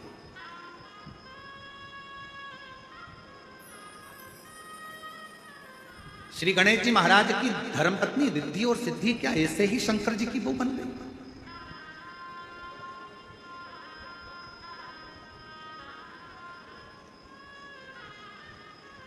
क्या माता लक्ष्मी ऐसे ही भगवान विष्णु की अर्धांगिनी बन गई? क्या ब्रह्माणी ऐसे ही ब्रह्मा जी की अर्धांगिनी बन गई? क्या पार्वती ऐसे ही शिव जी की धर्मपत्नी बन गई? ना ना, इन्होंने जो परमार्थ किया है, इन्होंने जो जनमानस का कार्य किया, पूरे जगत के उद्धार का जहां क्रम आया, तब जाकर ये अच्छे सिंहासन पर बैठी। आपको यदि कोई कुर्सी मिली, पद मिला, प्रतिष्ठा मिली, सम्मान मिल रहा है, आदर मिल रहा है, सत्कार मिल रहा है, तो समझ लेना कि तुमने पूर्व में और इस जन्म में कोई किसी का भला करते रहे होगे, तो भगवान ने आपको उच्च पद पर लाकर बिठा दिया। अब मौका दिया है परमात्मा ने कि कुर्सी, ये पद, ये प्रतिष्ठा, ये सिंहासन तुमको दिया क्यों है? कि इस पर बैठकर फिर कुछ अच्छा करना, जिससे आने वाले समय में और उच्च पद पर बैठो, फिर कुछ अच्छा करना और ऊंचाइयों तक जाओ। अपने द्वारा परमार्थ का, स्वार्थ का नहीं। जहां स्वार्थ आ गया, परमार्थ दूर हट जाएगा, परमात्मा दूर हट जाएगा।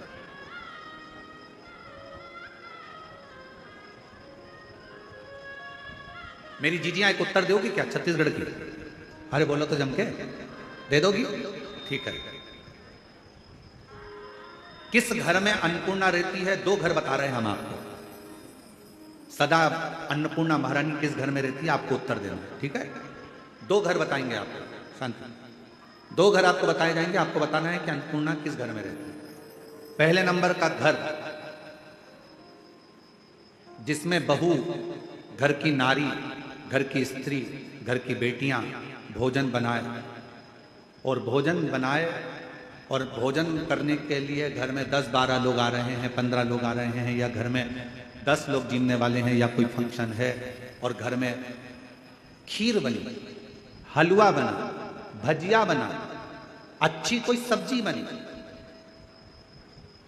सब्जी खत्म होने वाली है, भजिया खत्म होने वाला है, हलवा खत्म होने वाला है, पूड़ी खत्म होने वाली है, और घर की नारी ने, घर की बेटी ने, घर की बहू ने, घर की माँ ने सब्जी भरकर एक कटोरी अलग से छुपा के रख दी कि अब ये मेरे लिए है, मैं। दूसरा घर, घर की बहन, बेटी, माता, बहू, घर की बेटियां, बहुएं, घर की माताएं भोजन बनाई, घर में भोजन करने वाले आए, और मालूम पड़ा भोजन में सब खत्म होता चले जा रहा है। किसी ने कहा तेरे लिए थोड़ा सा रख ले, अब तो इतना सा ही बचा है, तो भी उसने कह दिया नहीं, इसमें 3 लोग और खा लेंगे, उनका पेट भरा जाएगा। अब निर्णय देना है मेरी छत्तीसगढ़ की जीजियों। 2 घर बताए, पहले नंबर का अपने लिए कटोरी में भर कर रख दिया, और दूसरे नंबर का कि ये भी जाने दो, वो खा लेंगे तो मुझे तृप्ति हो जाएगी। दूसरा, कौन सा घर इसमें अन्नपूर्णा? कौन सा? दूसरा, ये खा लें, जितना मेरे लिए मत रखा, मेरे लिए मुझे नहीं बचाना, मेरे लिए मैं अलग से बाद में हो सकता है बना लूंगी, पर अभी तो जो जजमान आए हैं, दरवाजे पर आए हैं, जो भोजन करने बैठे हैं, इनका पेट भरा जाए। ये भर गया, मुझे उसमें मुझे तृप्ति है। स्वार्थ अपने लिए कटोरी भरकर रखता है और परमार्थ दूसरे को देकर खुश होना सिखा दे।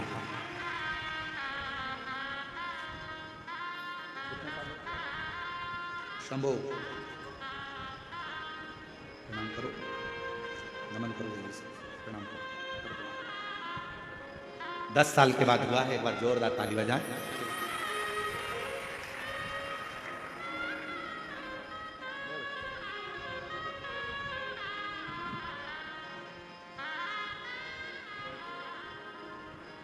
स्वार्थ और परमार्थ में यही है, ये बहुत बड़ा। स्वार्थ अपने लिए होता है, परमार्थ जगत के लिए होता है। और जिसने जिंदगी में परमार्थ करना प्रारंभ कर दिया, परमार्थ कितना सुंदर कहा है, कितना सुंदर।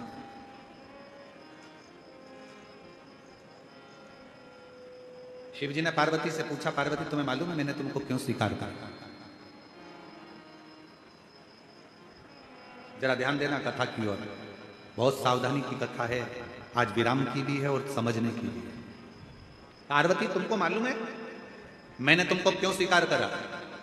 मैंने तुम्हें अपनी अर्धांगिनी क्यों बनाया? तुम मेरी पूजन जिंदगी भर करती रहती तो भी मैं तुमको अर्धांगिनी नहीं बनाता। तुम पूजन कर कर कर भी मेरे प्राण त्याग देती तो मैं तुम्हें अर्धांगिनी नहीं बनाता। पर पार्वती मैंने तुम्हें अर्धांगिनी क्यों बनाया तुमको मालूम? पार्वती जी पूछी कि मैंने आपकी आराधना करी, साधना करी, आपने मेरी परीक्षा ली, हर परीक्षा में मैं पास हो गई, इसलिए तुमने मुझे अर्धांगिनी बनाया?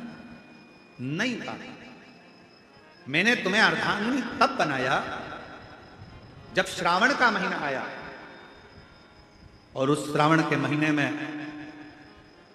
तुम्हारी सखी बेलपत्र को लाकर तुम्हारे हाथ में थी और उस समय पर बेलपत्र उस सखी को मिली नहीं थी। तुम एक गुफा के अंदर बैठकर साधना कर रही थी, तुम बालू का शिवलिंग बनाकर पूजन कर रही थी, तुम्हारी सखी ने एक बेलपत्र लाकर दी और बेलपत्र जो सखी लेकर आई थी उसके मन में चल रहा था कि यह बेलपत्र मैं भी बाबा को समर्पित करूं। तुमने वो बेलपत्र लिया, मुझे समर्पित करने के लिए उठाया और साथ में जो तुम्हारी सहेलियां बैठी थी उन सहेलियों से कहा एक काम करो, बेलपत्र एक है और कोई चढ़ाने के लिए दिख नहीं रहा, एक काम करो इस बेलपत्री में आप भी अपना स्पर्श कर दो, आप और हम मिलकर एक साथ बेलपत्र चढ़ाते हैं। बाबा स्वीकार।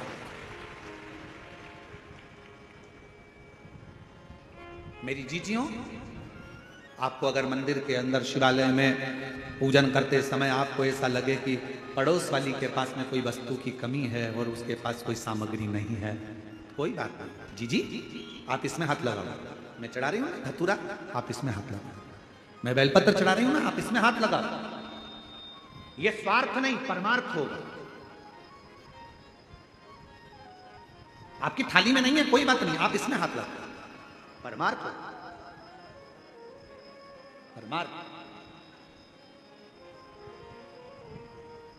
और मत बुरे कर्म कर बंदे वरना पछताएगा, भगवान की आंखों से तू बच नहीं पाएगा, तू बच नहीं पाएगा। ये परमार्थ। गाड़ी जा रही है, उस गाड़ी में आप जा रहे हो, कहाँ जा रहे हो? कहाँ निकुंज जा रहे हो, कथा हो रही है, हमारे पास गाड़ी है उसी में बैठकर जा रहे हैं। अच्छा, तुम गाड़ी में जा रहे थे, गाड़ी में 2 लोगों की जगह खाली थी, तुमने अपनी सहेली को, अपनी फ्रेंड को, अपने रिश्तेदार को फोन लगाया, देखो मैं निकुंज जा रही हूँ, सियोर वाला महाराज आया है, कथा चल रही है शिव पुराण की और देशमुख परिवार उस कथा को करा रहा है, तुम चल रही हो क्या? एक ने मना करा, दूसरे को लगाया, गाड़ी खाली है चल रही है क्या? दूसरे ने मना करा, तीसरे को लगाया, तू चल रही है क्या? तू चल रहा है क्या? तू चल रहा है क्या? गाड़ी में 2 जनी की जगह थी, आप चाहती तो ऐश से आराम से निकुंभ आती, घूमती फिरती, लेटती करती, पर साथ में 2 लोगों को साथ में लेकर आई हो। स्वार्थ नहीं, तुम्हारा परमार्थ था जो तुमको यहां तक लेकर। चलो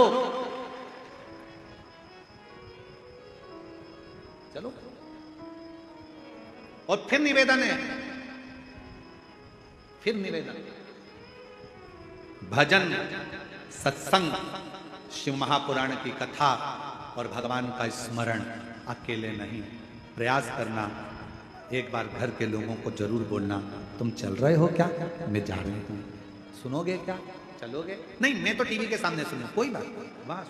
मैं मोबाइल पर सुन लूंगा, कोई बात नहीं, बस। बोलना अपना फर्ज, कहना अपना फर्ज, और फिर आगे उस परमात्मा की मर्जी।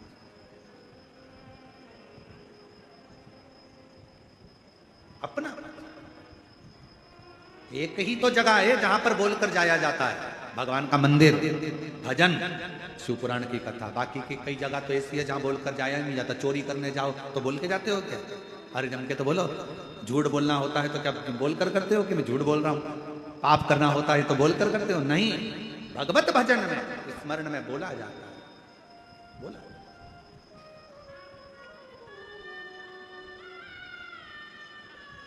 स्वार्थ में नहीं, परमार्थ में। पार्वती जी, मैंने तुम्हें परमार्थ के बल पर पाया। परमार्थ। पार्वती कह रही है कि मैंने सारी मधुमक्खियों को, भंवरों को अपने अंदर समा लिया था। शिवजी ने कहा कि फिर वो भंवरे मक्खी कब काम आएंगे? जब समय आए। सब थोड़ा समय का इंतजार करा करो। धूप नहीं रहती, कभी कभी छांव आ जाती है, कभी छांव भी चली जाती है, फिर धूप आ जाती है। ये जिंदगी का ऐसा ही रुतबा है, कभी छांव कभी धूप। उसी तरह कभी सुख और कभी दुख का क्रम तो चलता है। आएगा जाएगा, आएगा जाएगा। कितनी समझदार मेरी जीजियां बैठी हैं। वो बीच में, यहाँ पंडाल लगा, वहां पंडाल लगा, बीच में थोड़ी सी जगह खाली है। यहाँ पंडाल लगा, वहां पंडाल लगा, बीच में थोड़ी जगह खाली है। यहाँ पंडाल लगा, वहां पंडाल लगा, बीच में थोड़ी जगह खाली है। जहां जगह खाली है, धूप आती है तो मेरी बहनें तुरंत, धूप आते से मेरी जीजियां तुरंत अपने सिर पे पल्लू ले लेती हैं। धूप आते से अपने सिर पे कपड़ा रख लेती हैं। धूप आते से अपने सिर पर छाता रख लेती हैं। उनको मालूम है कि अगर धूप आए तो सिर पर कपड़ा रख लो, धूप आए छाता लगा लो। ये कपड़ा कोई दूसरा नहीं, ये छाता कोई दूसरा नहीं। अपने देवाधिदेव महादेव की छत्र छाया में आ जाओ, अपने पूर्वजों के हाथ के नीचे आ जाओ, थोड़ा सा छांव कर लो। कौन सी छांव? ये दुख की जो धूप आती है, तकलीफ की अगर धूप आ रही है, थोड़ा कष्ट आ रहा है, थोड़ी परेशानी आ रही है, तो थोड़ी देर के लिए परमात्मा के मंदिर का छाता, भगवान की कथा का छाता, थोड़ा सा सत्संग भजन का एक कपड़ा अपने सिर पर डाल लो। थोड़े दिन में ये धूप दुख की, तकलीफ की, कष्ट की चली जाएगी। जब ये धूप चली जाएगी तो वापिस सुख की छाया आ जाएगी। फिर छाते की जरूरत नहीं। थोड़ा आया, अभी धूप आई थी, मेरी जीनियां छाता लगा रही थी, थोड़ी कपड़ा लगा रही थी, कोई कुछ लगा। उनको मालूम है कि धूप थोड़ी देर में जाएगी, हमेशा नहीं टिक सकता। रात का अंधेरा छटेगा और दिन का प्रकाश आएगा। उनको मालूम, एक जैसा नहीं। उसमें चतुरता तुम्हारी रखना मेरी बहनों, मेरी जीजियों, मेरी माताओं, मेरे भाई, मेरे जीजाओं, चतुरता तुम्हारी रखना। जैसे धूप में छाता लगा लेते हो, दुख में परमात्मा का द्वार पकड़ो। परमात्मा, ज्यादा कर्जा हो जाता है, ज्यादा तकलीफ आ जाती है, ज्यादा दुख आ जाता है, तो घर में जो रकम होती है ना, सोने चांदी के जेवर होते हैं ना, वो दुकान पर चले जाते हैं। बोलो जाते कि नहीं जाते? दुख आता है, अपने कीमती जेवर दुकान पर चले जाते हैं। दुकान वाला कहता है इतने अच्छे अच्छे जेवर क्यों बेच रही हो, इनको क्यों गिरवे रख रही हो? तुम्हारे जेवर हैं, पहनोगी तो अच्छा लगेगा। तुम्हारे जेवर हैं भाभी, क्यों गिरवे रख रही हो, क्यों? जब दुख आता है, कर्जा बढ़ जाता है, तकलीफ बढ़ जाती है, तो घर के जेवर दुकान पर गिरवे रख दिए जाते हैं, जिससे हमारा थोड़ा दुख समाप्त हो जाए। याद रखना, घर के जेवर दुकान पर तब जाते हैं जब दुख आता है।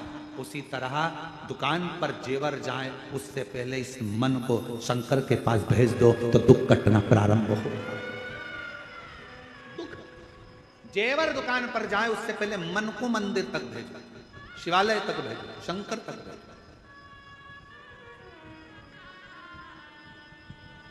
और हे डमरूधर,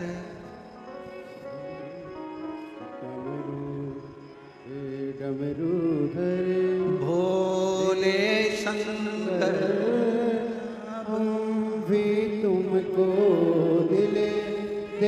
बैठे डमरूधर भोले शंकर अब हम भी तुमको दिल दे बैठे गम पहले से ही कम तो न थे के और मुसीबत ले बैठे कम पहले से ही कम तो ना थे और एक मुसीबत ले बैठे डमरूधर भोले शंकर हम भी तुमको दिल दे बैठे ये दिल परमात्मा को दो।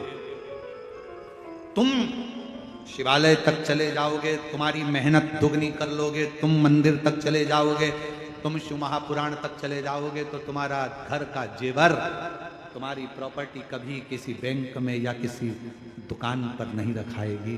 तुम अपने आप को शिव को तो रख कर अपने आप शंकर शिव कथा कर रही है। समय आया एक अरुण नाम का असुर हो गया। अरुण नाम का असुर एक असुर ऐसा था जो हर चीज में तर्क करता था। कोई भगवान का भजन कर रहा है तो तर्क करेगा, कोई भगवान का स्मरण कर रहा है तो तर्क करेगा। तर्क करने वालों की कमी नहीं है दुनिया में, बहुत तर्क करने वाले मिलेंगे, दिन भर तर्क करते हैं।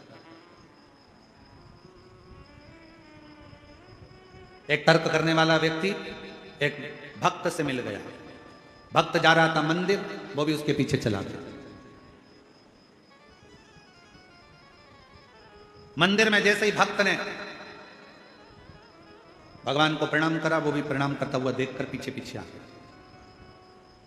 पीछे आया तो तर्क करने वाले व्यक्ति ने भक्त से कहा, तुम जो दिया लगाते हो इस दिए में ज्योति कहां से आती है, मालूम है तुमको? अब भक्त कैसे बताए बेचारा कहां से आती है? ये दिए में ज्योति कहां से आती है बताओ। उसने जो दिया जलाया, तर्क वाले ने दिया जलाया, दिया जलाकर कहा बताओ इसमें ज्योति कहां से आती है, इसमें प्रकाश कहां से आता है? कहां से आता है? भक्त कहने लगा ये सब भगवान की कृपा है, भगवान की भाव से। कहां से आता है? जल्दी बोलो इसमें ज्योति कहां से आई? तो भक्त ने उसमें फूंक मार दी। उसने कहा मैं पूछ रहा था कहां से आई? भक्त ने कहा जहां से आई थी वहीं चली गई। आवाज बुझ गई। ज्योत देने वाला वो है, प्रकाश देने वाला वो है। हमें तो केवल लगनता से अपने कर्म को करना है, मेहनत को करना, परिश्रम। फल देने वाला वो देगा। आप करो मेहनत।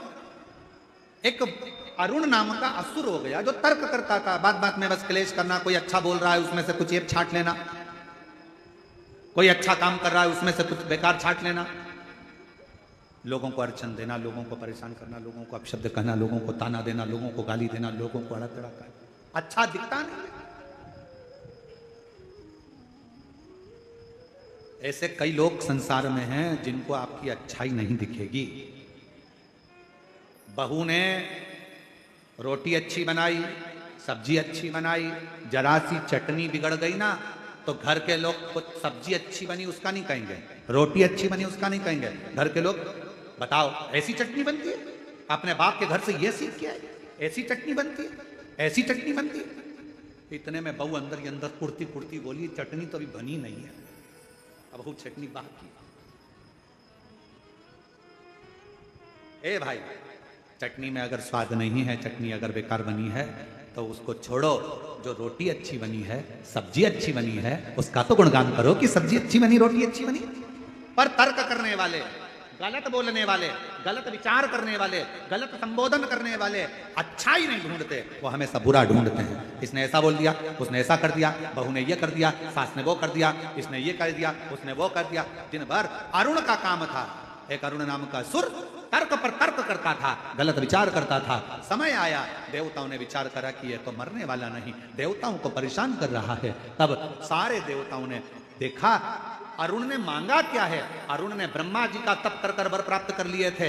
ना मुझे पृथ्वी पर चलने वाले 4 पांव वाले मारे, ना पृथ्वी पर चलने वाले 2 पांव वाले मारे, मुझे पृथ्वी पर चलने वाला कोई ना मार पाए। तब अरुण तो बहुत प्रबल हो गया, अब करें तो करें क्या, मरने को तैयार नहीं। तब देवताओं ने भगवान शंकर की आराधना की, शिव की आराधना, और बाबा देवादिदेव महादेव से विनय करा, शिव जी से विनय करा, भगवान शंकर से विनय करा।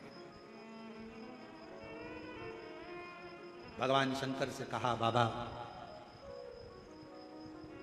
और ऐसा डमरू बजाया, सारा कैलाश पर्वत मगन हो गया। डमरू बजाया भोलेनाथ ने, सारा कैलाश पर्वत मगन हो गया। ऐसा डमरू बजाया भोलेनाथ ने, सारा कैलाश पर्वत मगन हो गया। सारा कैलाश पर्वत मगन हो गया, सारा कैलाश पर्वत मगन हो गया, सारा कैलाश पर्वत मगन हो गया। सारा कैलाश पर्वत मगन हो गया। ऐसा डमरू बजाया भोलेनाथ ने, सारा कैलाश पर्वत मगन हो गया। ऐसा डमरू बजाया भोलेनाथ ने, सारा कैलाश पर्वत मगन हो गया। जय हो।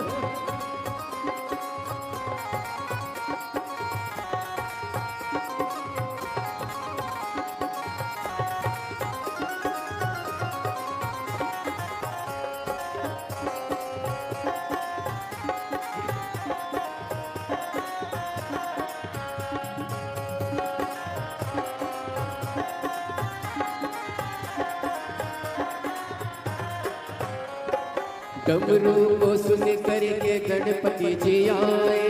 डमरू को सुन करके गणपति जी आए। गणपति जी आए संग नारद को लाए। गणपति जी आए संग नारद को लाए। वहाँ अम्बे का मन भी मगन हो गया। सारा कैलाश पर्वत मगन हो गया। ऐसा डमरू बजाया भोलेनाथ ने, सारा कैलाश पर्वत मगन हो गया। ऐसा डमरू बजाया भोलेनाथ ने, सारा कैलाश पर्वत मगन हो गया। ऐसा डमरू बजाया भोलेनाथ ने, सारा कैलाश पर्वत मगन हो गया। राधे हरि बोल।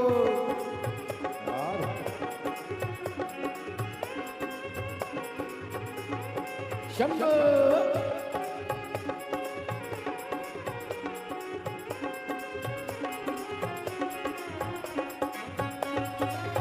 दोनों हाथों से ताली से बजाते हुए हरि बोल।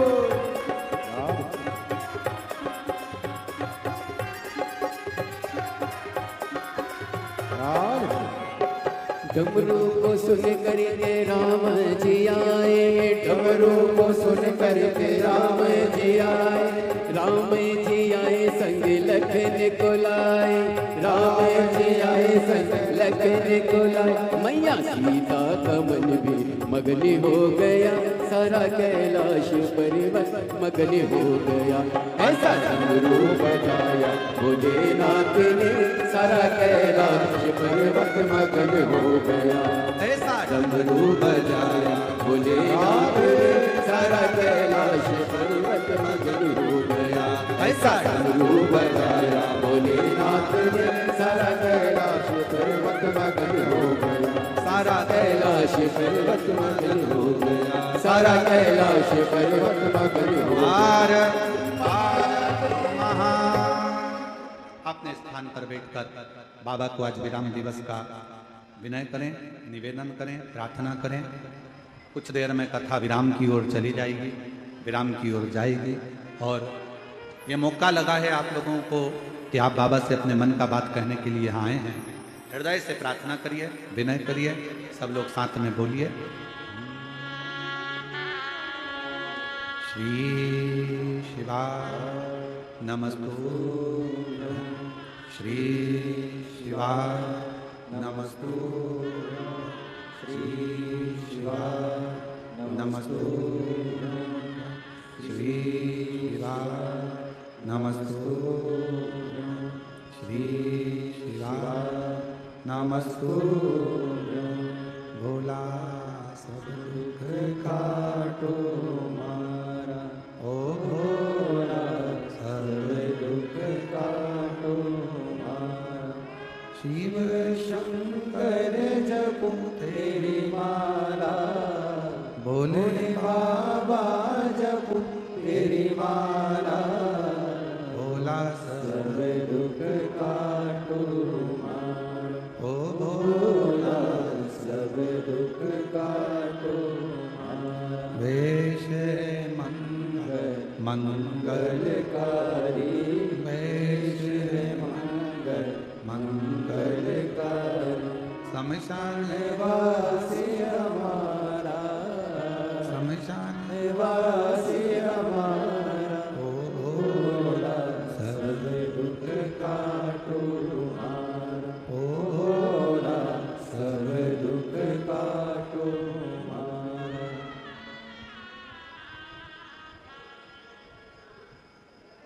बाबा देवदेव महादेव, भगवान शिव ओगड़दानी तरकालदर्शी कैलाश शंकर, ओगड़दानी भगवान शंकर, नित्य नई कृपा करने वाले। माँ अरुण नाम के असुर को मारने के लिए माँ जगत जननी ने अपने शरीर से भंवरों को और मधुमक्खी को उत्पन्न कर दिया। तब माँ जगत जननी का नाम भ्रामरी देवी पड़ा। ये माँ भ्रामरी देवी कब का है? जब कोई दूर बैठा है बहुत और आप किसी का स्मरण कर रहे हो कि ये काम उसका होना चाहिए, तो माँ भ्रामरी का स्मरण कर कर एक लोटा जल जब हम चढ़ाते हैं तो जीव का कल्याण जरूर होता है, जिसका स्मरण आपने किया है। भ्रामरी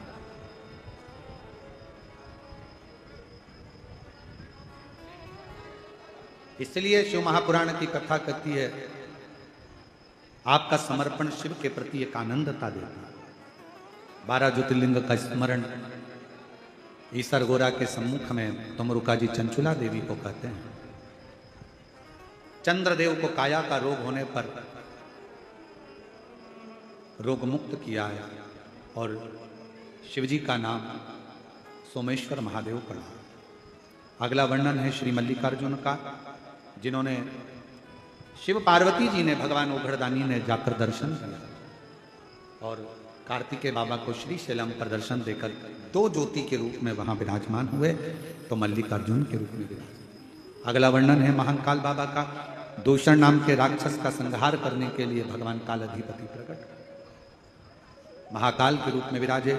फिर ओंकारेश्वर बाबा का वर्णन आया, जिन्होंने विंध्य नामक पर्वत को दर्शन देकर सार्थक किया है विंध्य।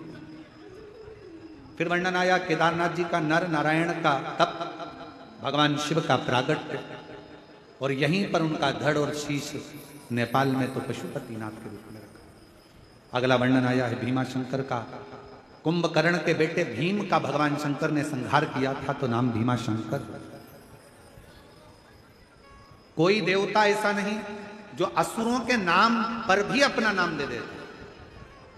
भगवान शिव ने अपना नाम देकर भीम का संहार कर कर भीमा शंकर के रूप में विराजमान।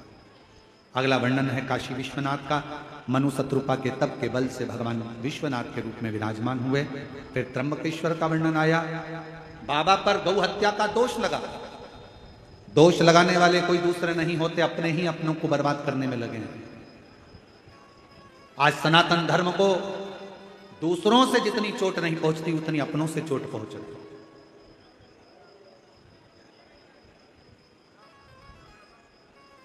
हमारा तो निवेदन है, गौ माता की जो हत्या कर रहे हैं,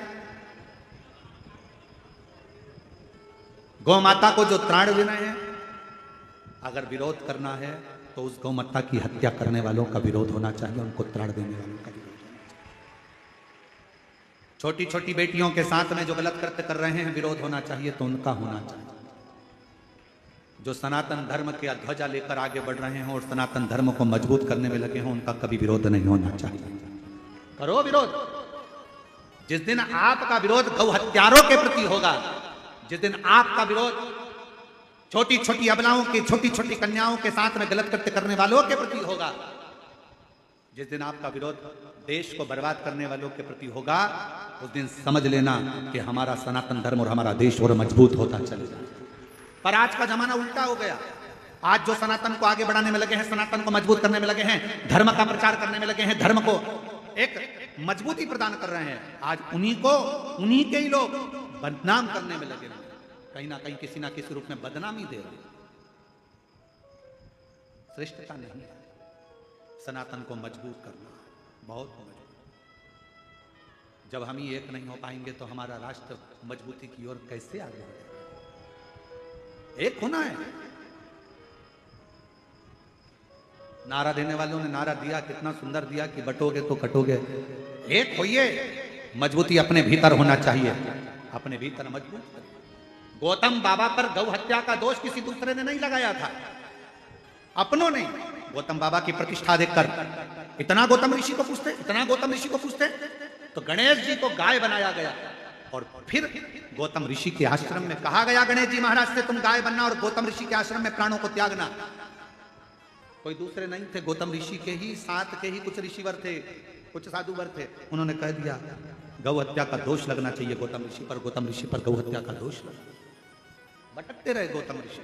माता हिल्या को दया आई, मेरा पति कुछ करा नहीं, गलत कुछ किया नहीं, फिर गौ हत्या का दोष लगा। अब निर्णय देने के लिए तो भगवान को भी आना पड़ेगा।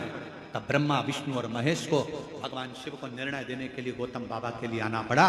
तो भगवान त्र्यंबकेश्वर के रूप में विराजमान हुए, त्र्यंबकनाथ के निर्णय देने फिर उसको आना पड़ा। जब ज्यादा पाप बढ़ जाता है, अनाचार दुराचार बढ़ जाता है, और जब फिर अंत समय एक ऐसा आ जाता है कि अपने अपने को काट करने लगे, तब उस ब्रह्मा, भगवान विष्णु और भगवान शिव को भी आना पड़ता। और गौतम ऋषि के लिए आए। कोई दूसरे ने दोष नहीं लगाया था, अपनों ने दोष लगाया गौतम ऋषि। और गौतम बाबा मौन रहे, चुप रहे, क्योंकि वो जवाब देगा, हमें नहीं देना, वो जवाब देगा। आया वो अपने भक्त के लिए पृथ्वी पर आ गया। त्र्यंबकेश्वर बाबा की जो धरा है वहां त्र्यंबकनाथ विराजमान हो गए। रावण शिव जी को लेकर चले तो भगवान वेदनाथ जी के रूप में विराजमान हो गए। दारुक नाम के राक्षस के लिए भगवान नागेश्वर रूप धारण कर लेते हैं और राम जी के लिए रामेश्वर बन जाते हैं। सुधर्म नाम के ब्राह्मण की पत्नी घूष्मा के बेटे को जीवित करा तो कृष्णेश्वर बन जाते हैं। अपने भक्त के लिए हर पल रूप धारण कर लेता है। 12 ज्योतिर्लिंग में जो ज्योति के पुंज शिव बैठे हैं वो साधारण नहीं है, मेरा शंकर स्वयं आकर बैठा है। और 12 ज्योतिर्लिंग के मध्य में कुबेरेश्वर बाबा आकर बैठे हैं, जो संपूर्ण जगत का कल्याण करते हैं। शिव तत्व को जानो। ईसर गोरा की साक्षी में कह दिया गया, कहा तुमरुका जी ने कहा कि जो इस पवित्र शिव महापुराण की कथा को श्रवण करेगा, हृदय में धारण करेगा, ईसर गोरा की साक्षी शिव पार्वती उसकी झोली खुशियों से भर देंगे। कथा करवाने वाला कोई नहीं, शिव है। कथा सुनने वाला शिव है और कथा करने वाला भी शिव है। यहां श्री सरयू प्रसाद जी देशमुख, श्रीमती टिकेश्वरी देशमुख, श्री रूपेश जी देशमुख, श्रीमती लीलावती देशमुख, समस्त महाकाल परिवार निकुंज दुर्ग छत्तीसगढ़ से जो ये कथा चल रही है, यजमान परिवार को मैं धन्यवाद देता हूं जिन्होंने अथक मेहनत कर कर और पूरे गांव के लोगों ने एकजुट होकर इस शिव महापुराण की कथा को संभाला। संपूर्ण प्रशासन को, यहाँ के कलेक्टर महोदय, IG, DIG, commissioner, SP, SSP, TI, सभी तहसीलदार, सभी यहाँ के एसडीएम और जो भी पदाधिकारी गण है, चिकित्सा विभाग, पीडब्ल्यूडी विभाग, विद्युत विभाग, और यहाँ के जो भी सरपंच हो, विधायक हो, सांसद हो, मंत्री हो, जो भी यहाँ के पदाधिकारी गण हो, अध्यक्ष हो, उपाध्यक्ष हो, सबको साधुवाद देता हूँ। आप लोगों की मेहनत रंग लाई है। प्रशासन ने इतनी सुंदर व्यवस्था संभाली, एक बार पूरी प्रशासन के लिए जोरदार ताली बजाकर साधु का। यहाँ के माननीय मुख्यमंत्री जी को, श्री विष्णुदेव सहाय जी को और यहाँ की पूरी सोशल मीडिया, यहाँ के एक एक पत्रकार बंधुओं को जिन्होंने इस कथा को जनमानस तक भेजा है, सारी सोशल मीडिया को, सारे पत्रकारों के लिए जोरदार ताली बजाकर साधुवाद, जिन्होंने अपनी इस शिव पुराण की कथा को जनमानस तक भेजने का क्रम किया। और समस्त आस्था चैनल के श्रोताओं को नमन करते हुए बाबा शंकर देव अतिदेव महादेव आप सबकी झोलियां खुशियों से भरे, ये भाव लेते हुए आज कथा को यहाँ विराम की ओर लेते हैं। और 26 तारीख से 1 बजे से 4 बजे तक फिर आस्था चैनल पर मिलेंगे। बेलपत्र शिव महापुराण की कथा बेजापुर महाराष्ट्र की पवित्र धरा से। उसके बाद में 2 तारीख को वो कथा विराम होगी। 5 तारीख से 9 तारीख तक 5 दिवसीय शिव पुराण की कथा सीहोर कुबरेश्वर बाबा के धाम में गुरु पूर्णिमा महोत्सव होगा। 10 तारीख को शिव दीक्षा गुरु दीक्षा रहेगी। उसके बाद कथा का क्रम फिर आगे बढ़ते हुए, जैसे आप लोगों को प्रथम में कहा कि 12 जुलाई से 18 जुलाई तक कोरबा छत्तीसगढ़ में शिव महापुराण की कथा श्रावण के महीने में रहेगी। और श्रावण के महीने भी 7 दिवसीय कथा 30 जुलाई से 5 अगस्त तक जयंती स्टेडियम भिलाई छत्तीसगढ़ में रहेगी। 6 अगस्त को 5 अगस्त को यहाँ कथा विराम होगी और 6 अगस्त को सीहोर की कावड़ भराएगी। वैसे तो पूरे सावन के महीने में शिव भक्त सीहोर की कावड़ भरते हैं। आप लोग भी कावड़ भरने पहुंच सकते हैं, जा सकते हैं और बाबा का आनंद कावड़ यात्रा का लें। श्रावण महीने में 6 अगस्त को कावड़ सीहोर की प्रदोष वाली कावड़ आप और हम सब भरेंगे और आनंद लेंगे। कथा को विराम की ओर लेते हैं। सभी कथा में आए हुए मंत्री महोदय, सभी विधायक महोदय, सांसद महोदय, पूर्व गृह मंत्री श्री ताम्रध्वज साहू जी एवं यहाँ पर विराजमान सभी विधायक, सांसद, मंत्री और सभी पदाधिकारी गणों को साधुता देते हुए कथा को विराम की ओर लेते हैं। ऐसे ही निकुंभ खूब उन्नति की ओर बढ़े, आपका छत्तीसगढ़ और पूरा भारत विश्व के पटल पर अग्रण्य हो, यही कामना के साथ कथा को विराम देते हैं। हर हर महादेव, हर हर महादेव, हर हर महादेव। हमारी वाणी से, व्यासपीठ के माध्यम से कोई शब्द आपको अगर बुरा लगा हो, कोई हमारी वाणी से कोई अक्षर बुरा लगा हो, उसके लिए आप लोगों से क्षमा चाहते हुए कथा का क्रम ऐसे ही चलता रहे, सनातन धर्म मजबूत होता रहे, यही कामना रखते हुए विराम की ओर लेते हैं। बोल कुबरेश्वर महादेव की जय। एक बार यजमान परिवार के लिए जोरदार ताली बजाकर साधु। आभार व्यक्त करने के लिए मैं यजमान परिवार को निमंत्रण करूंगा कि वो आभार व्यक्त करेंगे। यजमान परिवार।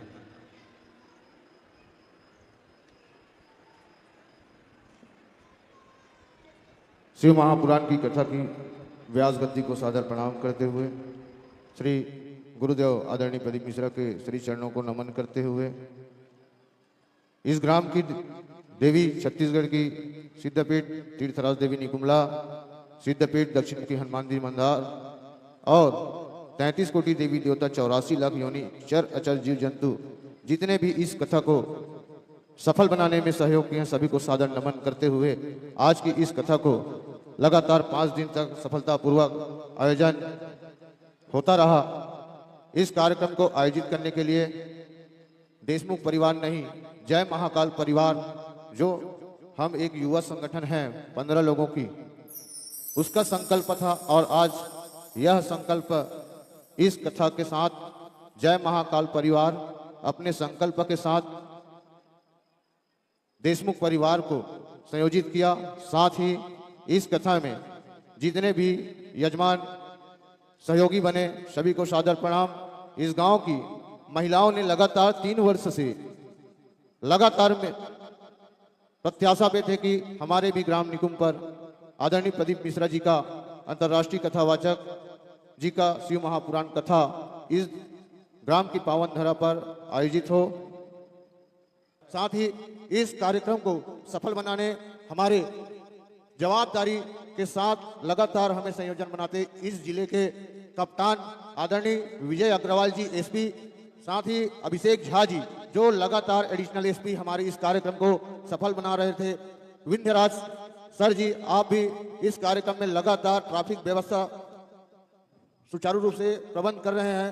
और इसमें सबसे बड़ा योगदान मिला है तो मेरे बड़े भाई अंडा थाना के प्रभारी भानु साहू जी का योगदान मिला है, जो लगातार यहाँ अपना कार्यक्रम समझकर यहाँ लगातार कार्यक्रम में सफल बनाने खुद मेहनत कर रहा है। मैं बड़े भाई को प्रणाम करता हूँ। साथ में तहसीलदार साहब, दीवान साहब और मेरे भैया बड़े भैया राजू नेतान जी जो भी लगातार, और मेरे प्रेरणा स्रोत आदरणीय ताम्रध्वज साहू जी पूर्व गृह मंत्री इस कार्यक्रम में लगातार मेरे साथ में समक्ष खड़े हुए हैं। और गुरुदेव मैं बताना चाहूंगा, मैं इस कार्यक्रम को तो रिस्क में उठा लिया था, लेकिन इस कार्यक्रम को सफल बनाने में मेरा सबसे बड़ा योगदान मिला तो राहुल दुबे जी का मिला, जो 18 तारीख को मेरे साथ खड़े हुए। ये कार्यक्रम निकुंभ में होगा मतलब होगा। मैं राहुल भैया को भी सादर प्रणाम करता हूँ। यह मंच पूरे के पूरे राहुल भैया के दम पर आज संचालित हुआ।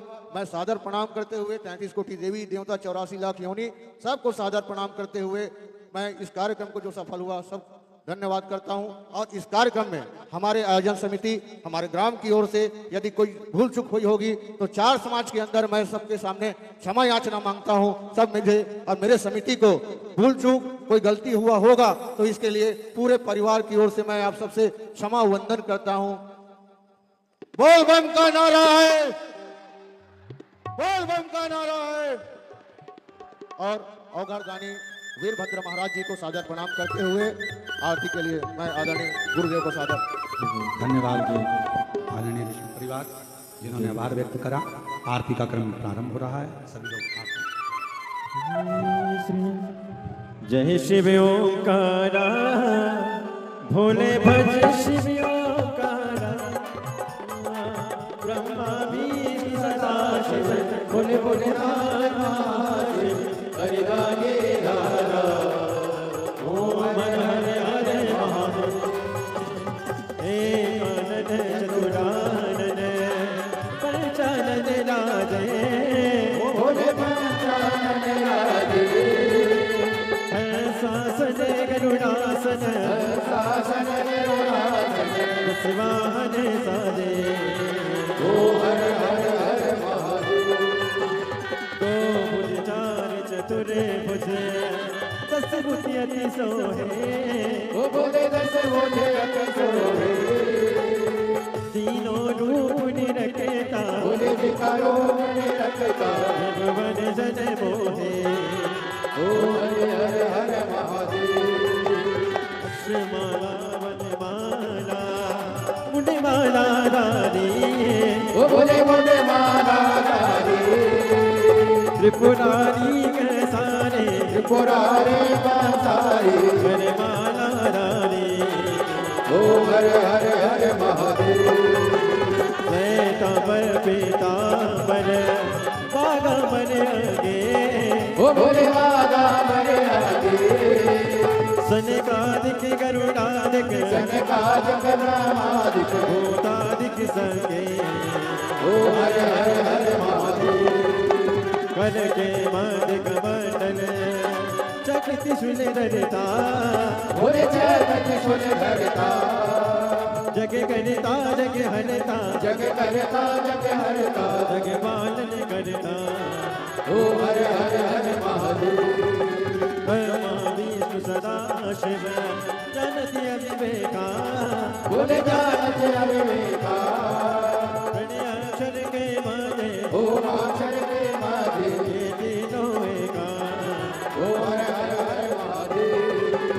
काशी में विश्वनाथ विराजे नंदी ब्रह्मचारी, बोले नंदी ब्रह्मचारी, निधि उठि दर्शन पावत, रुचि भोग लगावत, महिमा तिवारी, ओ हर हर हर महादेव, त्रिकुटी समीन की आरती जो कोई नर गावे, बोले जो कोई नर गावे, के शिवान दिशों में दुख संपत्ति पावे, ओ हर हर हर महादेव, जय शिव ओंकारा, शिव ओंकारा, पार्वती का प्यारा, ऊपर जलदारा, ओढ़े मृगशाला, आग पियन वाला, 3 नयन वाला, 1 नयन वाला, बदन पति वाला, मैं कोयम प्यासा, ब्रह्मा विष्णु सदा शिव, बोले बोले नाम महाशय, हरि राधे राधा, ओ हरि हर हर महादेव, कर्पूर गौरव गणावतारा, संसार सारम के दया, सदा वसत विद्यालय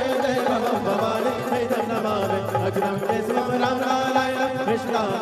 वासुदेव श्रीधरम भाग्यम भोक्तावंत जानकी नायक श्री रामचंद्र हरे राम राम राम हरे हरे कृष्ण कृष्ण हरे राम राम हरे हरे कृष्ण हरे कृष्ण भगवान की जय। कुबेश्वर महादेव हरि ओम।